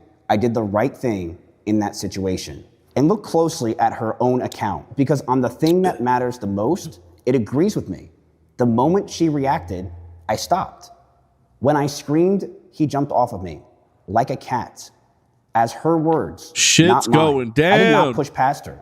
I did not ignore her. The instant I understood that she was not okay, I stopped. No, she isn't. That's a lie. Who's not? Her and deny it completely. Here's word for word from the transcript filed. In this case, is what I exactly said on that stream. This was never a confession, and it was denial. And I wrote, I knew the relationship wasn't healthy at this point. I knew we had to end it soon. Emmy posted a very provocative picture, one that she knew I would hate, and she posted it to make me upset. She admitted she made me upset with it, and we got into a heated argument after I broke up with her. We broke up for about a month. Yeah, it's funny. The numbers on the stream keep going up on a very specific number. Up and down. Up and down. So obviously there's a group of people that are checking in and checking out. Then we got back together because we thought we could make it work. We went to get food at BJ's, a common place where we would get food. And then we went back to her house. We cuddled for about 30 minutes and we started to kiss. She said that she was okay with it on her stream, and I started to advance to the next stage because I thought that's what she wanted. She yelped, and I immediately sprung up and was scared if I did anything wrong or did wrong. This is juicy. I got scared and left the house. So why does this false version that I admitted to everything still win? I would also like to make it very clear that up until that moment, Emeru and I had been dating for over 3 years. We did break up for about a couple weeks, but we immediately got back together. And through the past last year of our relationship, we were constantly breaking up with each other, and then we would repeatedly have sex and get back together. So this is just one of those moments. To date, there is no evidence of a police report or any other legal action over the incident she alleges happened around October 2024. despite her public statements in October 2025, where she said to her audience that she was seeking a restraining order. I am already in the process of filing a restraining order on him in both Texas and California. 20 months have now passed since the alleged incident without a single criminal complaint, restraining order, or investigation appearing in any record in California or Texas. The only active case arising from any of this is my defamation lawsuit that I brought against her. The total absence of any official action over a year and a half stands in stark contrast to the severity of what she accused me of. When she finally did raise it, a full year after the date, she points to, it was not to the police. It was an audience of millions on a live stream. This is the reason she gave for going live. I felt like it was a necessary stream because I have heard that he has done things to other people that align with some of my own experiences, so I felt like it would be wrong for me to keep holding on to all this information. And here is what does not fit an assault. We kept dating for months afterward. Her own messages, laid out in the next two sections, show her coming over, cooking me dinner, asking to sleep together, calling me babe, messaging me, Merry Christmas, babe. When it ended in January 2025, I was the one who walked away, and she is the one who did not want to split up. Her lawyers swore in a footnote that we did not get back together after the assault. Her own messages in the section below say otherwise. That is a lie, and in the record proves it. In court, she changed what the accusations even were. In public, Emaru called the accusations sexual assault, the crime. But once I sued her, her lawyers argued that her own words were never factually a claim at all, only her protected emotional truth. She said, and I quote, God damn. Like, seriously?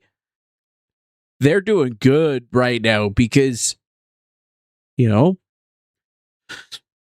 they got the fucking footnote in there just to be clear, right? Like, not only did he show all of the messages that associate to them still being together, he broke up with her, not the other way around. He showed the messages that said that, right? And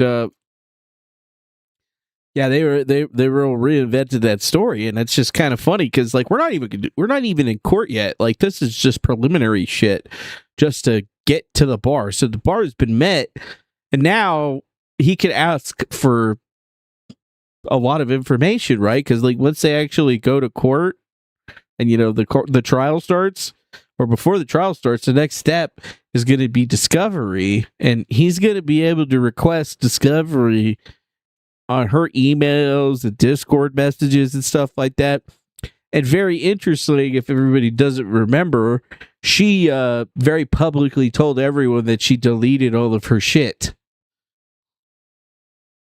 which, could be a problem, right? Because as soon as she heard that she was getting sued, she hadn't been sued yet, she started deleting all of her shit, even though most definitely they sent her a cease and desist and a preservation of evidence order. So if all of a sudden her emails and stuff are just not accessible or deleted, yeah, that's really not going to help her case in this particular situation, since, we have one side that's actually bringing up actual documents and receipts, and then we got another side that's making emotional claims. Her story is admirable, and in telling it, she is stating her emotional truth, not some statement of decisive fact. My attorneys answered that with one line. Emotional truth is not a recognized defense to defamation in Texas. And this is not just my side spin on her defense. The magistrate judge, restating Shunk's own motion in her own words, described it in exactly those terms. She also argues that her statement, considered in its entirety, was an opinion or her protected emotional truth. The judge did not buy it on the part that matters the most. Vague feelings about a relationship can be protected opinion. But falsely accusing someone of sexual assault, the judge held, is different because those words can only mean one thing, that I committed a crime. She found exactly that about Shunk's accusation. Considering the gist of Shunk's statement, which included allegations of sexual assault, the court finds that it was reasonably capable of a defamatory meaning. He plausibly pleads a claim for defamation against Shunk based on her allegedly untrue statement that includes allegations of sexual assault. So here's where it stands. She told millions of people I sexually assaulted her. She has never produced a police report. We dated for months after that, the night that she points to. And when I took her to court, her own lawyers argued those words were not a factual accusation, but her feelings, her emotional truth. The federal magistrate judge recommended that my defamation claim goes forward on exactly that statement, and in her exact words, found it reasonably capable of a defamatory meaning. Her filings say we never got back together. The messages from those months say otherwise. In her brief reply, her lawyer stated in a footnote, for clarity, Shunk and Ms. Rendino did not get back together after the assault. There's that footnote Sadly, again. This is a common tactic by abusers to try to justify they called him an abuser in court paperwork towards victims. But on her own live stream, she described that same breakup as nothing more than a short period. A short period it was a short is a period. brief break, and then we got back together. So let me be exact about the timeline, because this is where people have gotten confused. According to Emeru and her lawyers, we broke up in October 2024, and they told the court that we never got back together. Never got Every back message together. below is after that. On November 18th, I told Emeru that she can come over, and she said, is it okay if my alarms go off at 10, LOL? I said, sure. On December 16th, I ask if she wants to come over. She tries to call my phone. On December 18th, she makes me salmon for dinner. When I tell her my uncle died, she asks if I want to come over, and she does. On December 21st, she asks to come shower at my place. Can I still come over tonight? Because she wanted to sleep with me. You know how you said my shower was cold? Obviously, I was at her place. My hot water completely is out now. I want to shower at your place. I'll just get up early again. I said. Do you go shower at other people's houses and make them salmon and not be fucking them? Like, this is fucking wild, bro. Like, the fact that he actually went and dug up Discord messages and text messages to refute what they said right there is pretty insane. Because, like, okay, so he's your abuser, you broke up and you never got back together, but you were still going over to his house and using a shower and his dick? Seriously? That's what you're doing? Like, this is fucked up, dude. This is fucked up. I said yes. On December a fish sandwich? 25th, Christmas, she said hi, and then Merry Christmas, babe. This does sound like a couple that is broken up. On December 30th, 2024, we sleep together. Me, okay, I'm going to bed. Emeru said, okay. I then said, I'm just getting ready. Emeru said, do you want to sleep? Do you want to sleep together? Really? You said that? You said, do you want to sleep together on 12/30/2024 to this guy? And then this motherfucker was on a call with her pretty much immediately right after that, dude. Because what? She said that at 11:05 or 1:05 in the morning. And it says here that her and him had a phone call that lasted for 7 minutes at 10 or 1:10 a.m. So, like, dude, he was right on that shit. She was like, so you want to sleep together? Like, yep. You coming over? You coming over? I'm getting some booty? Swiggity swoogity. Together, I then said, yeah. Keep in mind that a lot of the calls that we would have with each other are not shown because we called each other every single day as we slept with each other every single night. January the 15th to 18th, I call her babe in a text. Her filing said that we did not get back together after the October 2024 breakup, as she describes. These are her own messages from November, December, and January. All after that date, the filing and the messages describe two different relationships. Our next point, she also says that she... You dropped the paperwork right there, dude? Yeah, holy fuck. Like, I knew motherfucker had a case, but I didn't realize that he had such, like, a good case. Like, this is a good case. He's making a good case for himself right now in the court of public opinions, but this does translate pretty well into an actual real case because, I mean, there's just a whole lot of stuff here that's not making a lot of sense from, you know, your defensive statements when you're getting sued for defamation, emotional truth aside, you know. I mean, I can understand if you wanted to just get some dick or whatever, but then I'm looking at this guy and I'm just like,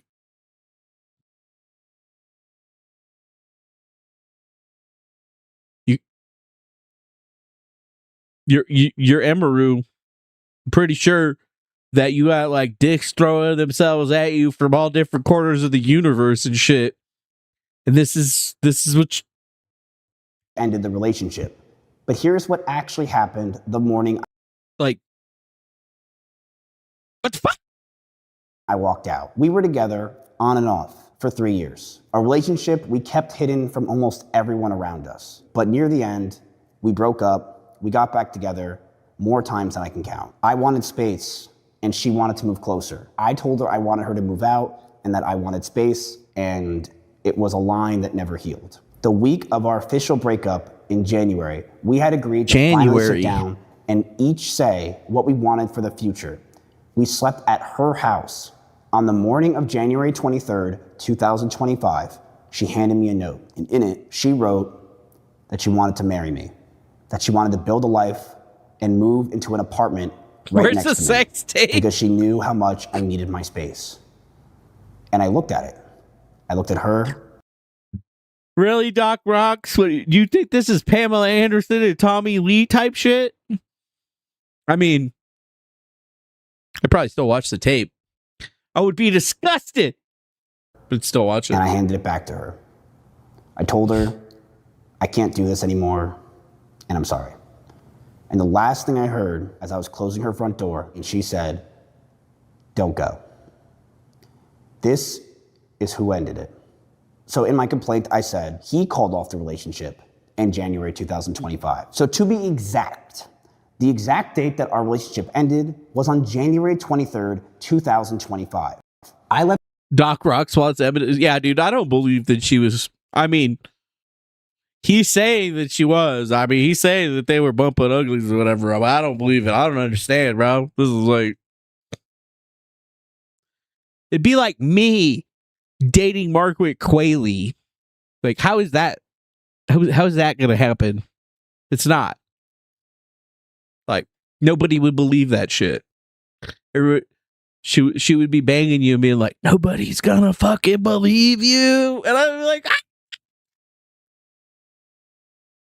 left Austin in early February, first for Japan, and the move to Dude, he must have a fucking huge dick. That's what I'm trying to say. Like, this guy must be packing like a motherfucker. Los Angeles came afterwards.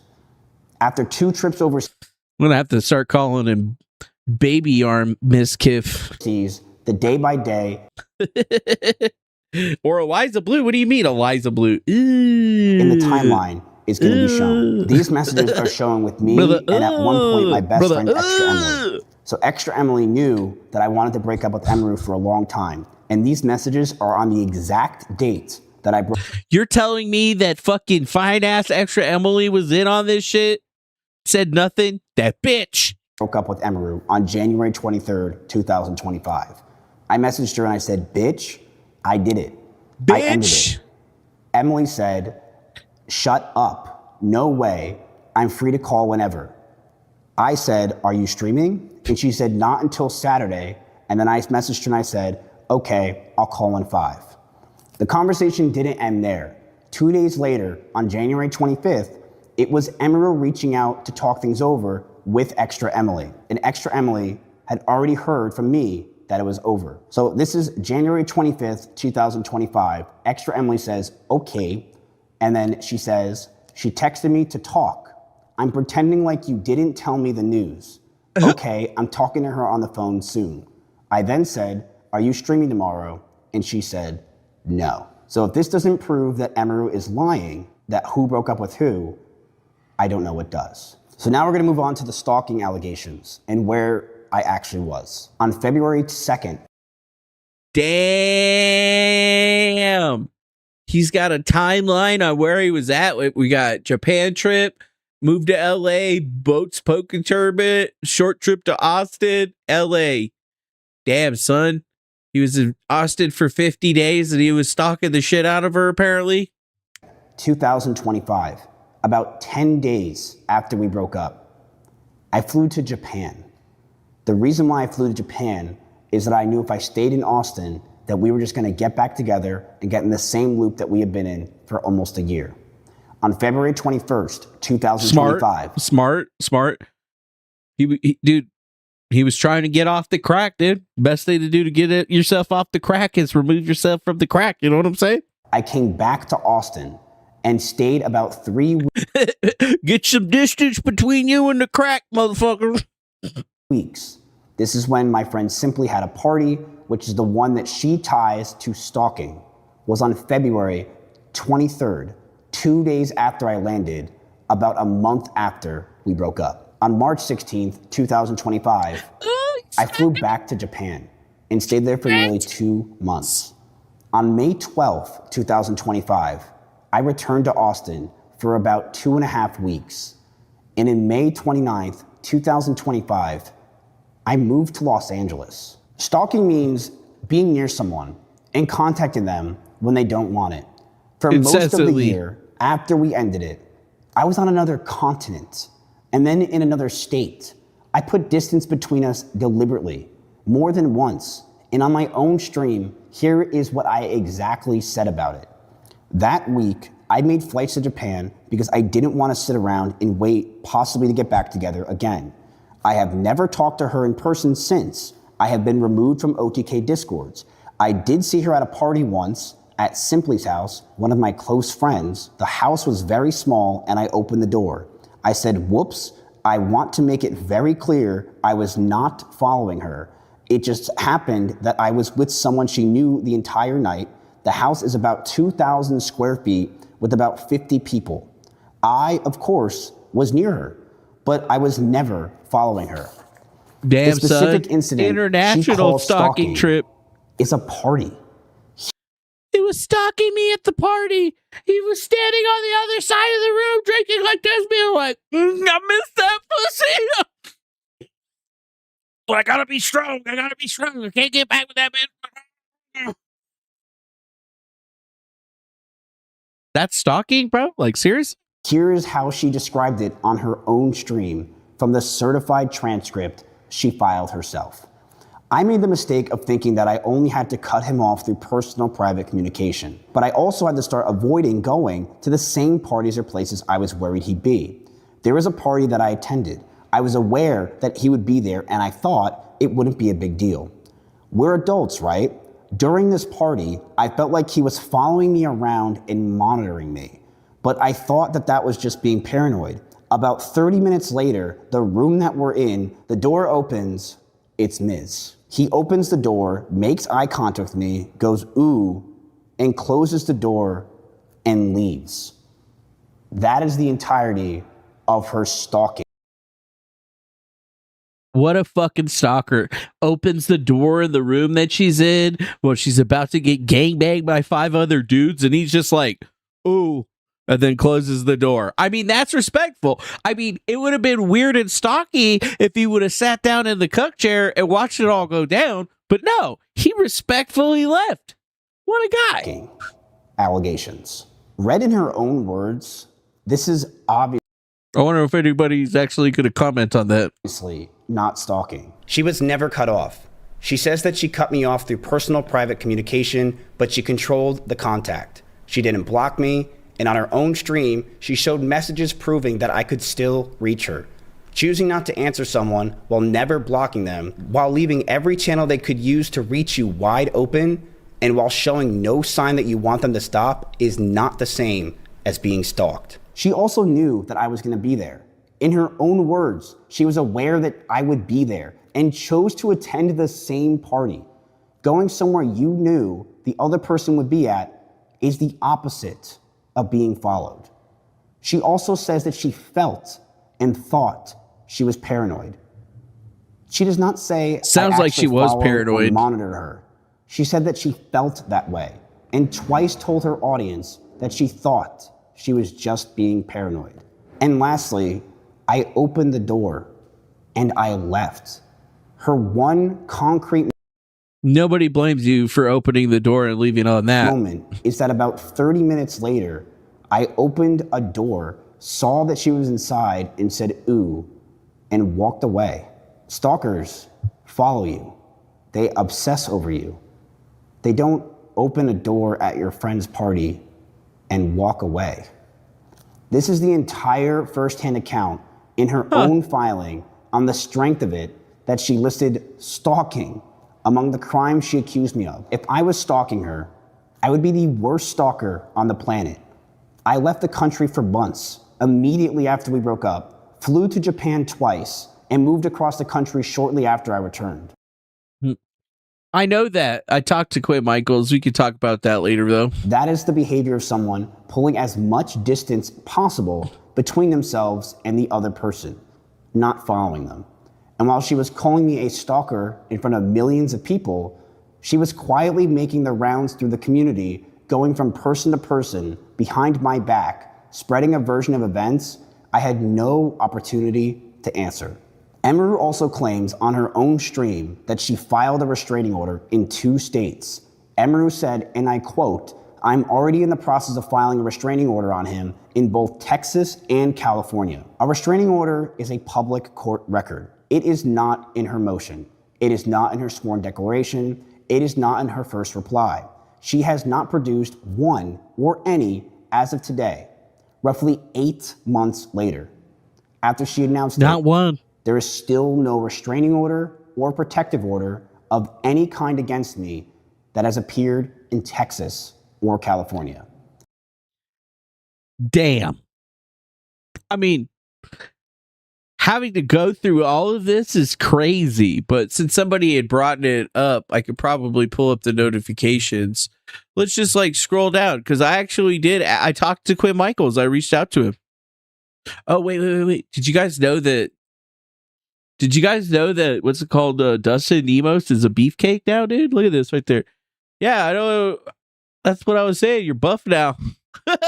He's like, I've always been slender buff, but now you're like really buff. Look at him. Weirdo. Let's see. Oh, yeah, right here. Yeah, I reached out to Quinn. Look at that. Checking in on you, man. Why? I don't know you. Don't need to be doing something. I can help you. Remember? I posted the videos of the letter I did.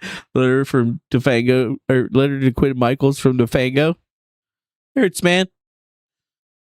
But yeah, he apparently he confirmed that he got run over by a city bus, lost his left leg and right femur, got totally shattered. Now he's in a wheelchair, bro. But he said he couldn't talk about it. So you can't talk about it, and legs don't generally grow back again. But yeah, that would be some kind of fucking miracle right there if his leg grew back. Yeah, it's just totally hard. But he did reach back. He did reach out. He was cool. He was at least chill, you know. Hard shit's happening in his life, dude. Losing your whole ass leg ain't cool, man. But, you know, I'm not going to bother him. Maybe he got paid and he can't talk shit about it. I don't know, but... You know, I did what I said I would do. I reached out to him. I did it on the whole Twitter thing. And, you know, that's it. You know, no beef or nothing like that. Just wanted to point it out that, he did say all that stuff right there. Yep. You know, not trying to be fucking with the guy, but at the same time, you can use your words. There you go. Fractal truths. Blah, blah, blah. Where was it? Right here. Really nice. He's always just called me a total douche, said a bunch of shit, It's been negative. This guy's a Buddhist or whatever. And I just thought it's really funny because he's like, he just said in that video, you know, I've never done anything negative, but, you know, I find stuff on his webpage about me, Defango, winner of the Asshat Gold Star Award. And it's just really crazy sometimes when you start looking at the comments that people talk about you. Quinn, it's clearly visible and obvious that Defango is mentally deranged and especially has manifested himself with wild and aggressive way towards you and others. Defango acts like he is disturbed, unbalanced, unstable, demented, and outright in and out unhinged lunatic. This guy lives in his mom's basement and delivers newspapers on his bicycle for a living. In other words, Defango is a total loser in every way. I know it costs you money to get you going while you're doing your research, so I sent you a few bucks, and I hope maybe there's other people out there that can spare a buck or two also. God damn. Like, really? Look, bro. Look at it's basically the same beard, but now I got a bunch of gray hairs and shit. My face is whitened a bit, you know, because I got fatter or whatever, and then I just completely lost all of my hair on the top of my head. Like that, I still was actually able to grow a semblance of hair up there, and you know, it was stylable, but like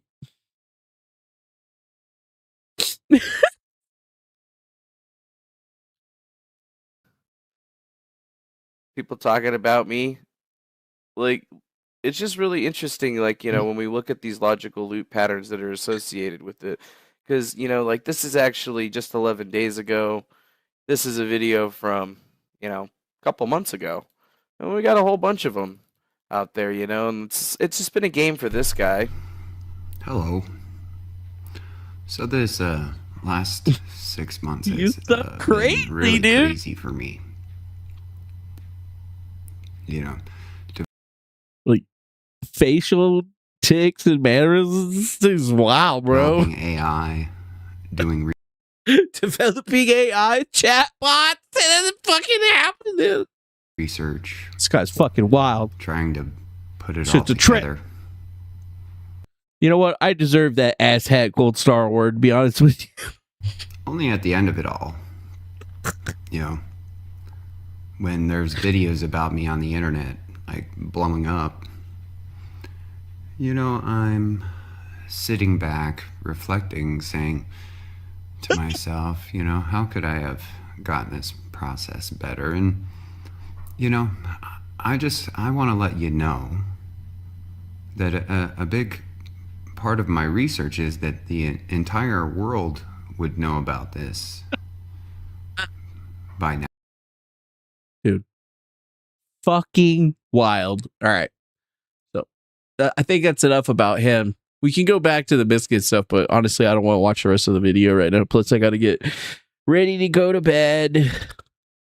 It's out of work in the morning. I didn't get any time to play any video games today because I passed out after work because I was tired. I get up at like 5 in the morning, motherfucker. So I'm already up way too long as it is. But I guess I should bring all this shit together. So, yeah, we spent time talking about Mizkif's lawsuit. We set... yeah, I left crypto at the fire site company. There's a bunch of it. Well, I mean, they kept all of it. They never let me get it, so... They got... I mean, it was on there. The wallets were on there, but they didn't have the passwords. So, you know, it's just more shit for me to lose, I guess. Because they can't access it. Well, but it wasn't that much. I mean, I guess it'd be that much right now because it's with the price. Bitcoin price. Yeah, it'd be like, you know, a couple, 200K.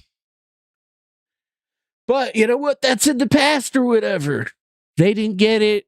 I didn't get it. I'm still fucked. But yeah. So back to pointed response, since we need to wrap this shit up. the Seth Rich conspiracy theory is coming back in a big way because Ty Clevenger put out some information that apparently they found some new files and they might be releasing him. And just prior to that, Rocco Castorio and a bunch of other people that were associated to all the cicada, QAnon bullshit, LARP war nonsense that was happening all the way back in 2018, 2017, and on. That's all coming to a head just before that information gets put out, which kind of leads me to believe that if these reporters are talking about it before Ty Clevenger, that it might be some sort of manufactured thing because it sounds like shit that they would do. But, you know, we went over lawsuits and stuff, and then we're looking at Mizkif here, and Mizkif's actually showing a pretty good showing here. I mean, is it going to help him in the court of public opinions in the way that he thinks it is? To be honest with you, no, it's not, because those people have already made up their minds. Their minds have already been made up since the beginning. This is why they have jury selection and shit like that, because they need to ask people, hey, if it's a black guy on the stand, is he going to be guilty no matter what? You know?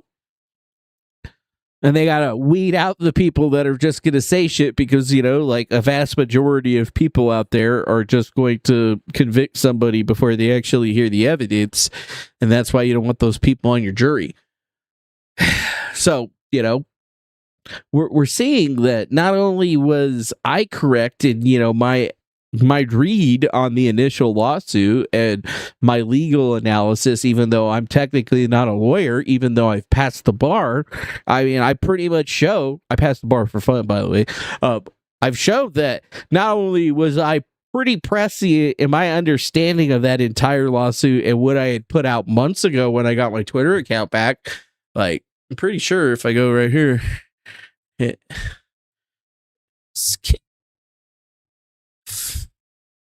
right? Yeah. I did a summary on it back in November, right? All of the different stuff, the inconsistencies, and yeah, it really does actually seem like I was pretty spot on. And all those people that were bitching at me were real fucking wrong. Right? And now he's actually fixing the complaint and he's doing it the way that he should have done it from the very beginning. Which I can't fault him at fucking that up in the beginning because you know what? That's how these kinds of lawsuits go. That's why you get to amend your complaint, right? You get to amend it all the way up until you actually get into trial. So, you know, he could amend it 5 or 6 more times in between then and now if he wanted to, probably. And as long as the judge accepts it, it's not a problem. And the only thing that he's going to be doing in those amended complaints is just doing exactly what he's doing in the video right now, just in Word format with links to all of the images and stuff so the judge can just read through it, because obviously some of the judges come and actually watch the videos and stuff like that, but it's not admissible in this particular format. Generally, it has to be a transcript, and it has to be a verifiable transcript to the point where they can read the transcript, find the words, then just go to that point in the video and then, you know, just verify that yes, indeed, that was said. And generally, this is probably not going to actually be done by the judge. It's going to be done by their assistant. So, you know, I feel like he's in a good place. But this is not helping him in the court of public opinions. But he's smart by doing this first in video, because it's going to cause the other folks that are associated with the case to utilize this in any of their future filings, and it's going to be very, very difficult for them to basically attack these claims on the merits, because not only is he utilizing their own filings against them and answering each claim line by line, he's providing the documentation and evidence in video format so that anybody can see it. So if you haven't already made up your mind, this is definitely going to probably change it if you're not a complete asshole. But at the same time, it's going to change, you know, how this case is going to be moving forward. And realize that, okay, so Zach Coy, Asmund Gold, Roach Boy got himself out of it. He's not fully out of it. He could refile the case. He just needs to do the exact same thing that he's doing right now in this video against Asmund. And guess what? how many times did Asman accuse him of a crime and back up Emeru on his live stream? Quite a few times, actually. And he even made statements and represented statements that he had known about this for a while and had kept his mouth shut because it wasn't his place to talk. But he said he fully stood with Emeru's allegations. And after Emeru made her allegations, he basically voiced them verbatim, which is, actionable. He just didn't file it correctly within the lawsuit. So that particular claim got dismissed, but he could bring it back up. So you got to think. You gotta think this whole thing is just quite strange. But, it's at least something fun to talk about. A good legal analysis from a non-legal person. It's not legal advice or whatever. But, I'm not giving you legal advice. I'm just telling you what I would do. And in this particular, it seems like he's actually doing pretty good. He's making a good showing, right? A much better showing than the shit from guys like Rocco Castorio, these other fools that constantly are talking about some fucking bullshit, making shit up that's just insanely not true, even though they were given the actual legalese files to show that it wasn't true, and somehow they're still trying to proclaim that they have evidence that says otherwise. Like, it's just crazy, dude. Like, this is not journal. That's not how journalism works, right? No wonder you're a producer for a big news company, but you can't get this shit correct or right. It kind of shows as to why you haven't been able to keep a job for a very long time. While, an individual like me can just work and do awesome shit all the time. Like, I don't know anybody else that got certifications that quick and had to redo them and still doing a pretty good job on it. So I guess that's pretty much it. That's all we got for you today. I got to take myself out and go do something else. But no, I should have to go to sleep. I need to go to work in the morning. And then I have to go into work on Friday to do some shit, but it's okay. But either way, I appreciate y'all coming through and checking out the show. Make sure you hit that like button, subscribe, share this with your friends. And tomorrow we'll probably get into some more other things. Try to dive into it. I really want to talk about the quartering because I haven't really spoke my piece on the whole quartering situation yet. I think we might just dedicate a whole stream to that to just get into all of the nonsense because motherfucker went from being apparently the top dog to now having to get on a mobility scooter because he's fat as fuck. So, yeah. That's pretty interesting. And there is no Steve Biss Files info snacks. Sorry, I don't have any Steve Biss Files. As I've stated in multiple live streams, and when we did it, we were actually live. We never got a copy of any of those files. They were always on a remote computer in Virginia because we remoted into the computer in Virginia and copied the files to a hard drive in Virginia that we never had it touched. No files were ever copied into my possession, and I've never had any of those files in my possession. You're just stating factually incorrect information that comes from a retard named Timothy Holmseth, a guy who, in fact, is just another one of those internet liars, much like Emeru, Rocco Castorio, and a variety of the other people that we have exposed in all of these areas. And Diracy, yeah, work is overrated, but you know what? I'm not making the big money from the super chats anymore. Like, we'd have to be making at least $100 a day in super chats for us to stop working. And I mean, that's just not happening anymore. So, yeah, I'm just going to keep working and focusing on that. And that's cool. But yeah, good job, Info Snacks. Way to expose yourself as one of those retards that follows Timothy the pedo Holmseth. And I remember when we were looking at the Holmseth files, and yeah, like all that shit that he said that, you know, was like Hillary Clinton and gonna take all that stuff. None of that existed. None of that existed. It was almost like he lied or something. But yeah, I guess that's it. Well, bye now. See you later, my friends. See you tomorrow. Maybe not see you tomorrow. Maybe I'll be asleep. I don't know. The show sucks. It's the best worst show on the internet. This is Defango. And guess what? I'm out. I'm out. Bye. Bonsoir, Elliot. Jesus fucking Christ. This is asking me about the Biz Files again. Like, why do people keep asking me for stuff when it happened live and then they still get it wrong? Like, I'll never understand that shit. You could do a whole motherfucking thing live and bitches will still get it fucking wrong. Like, is it because people are dumb or is it because people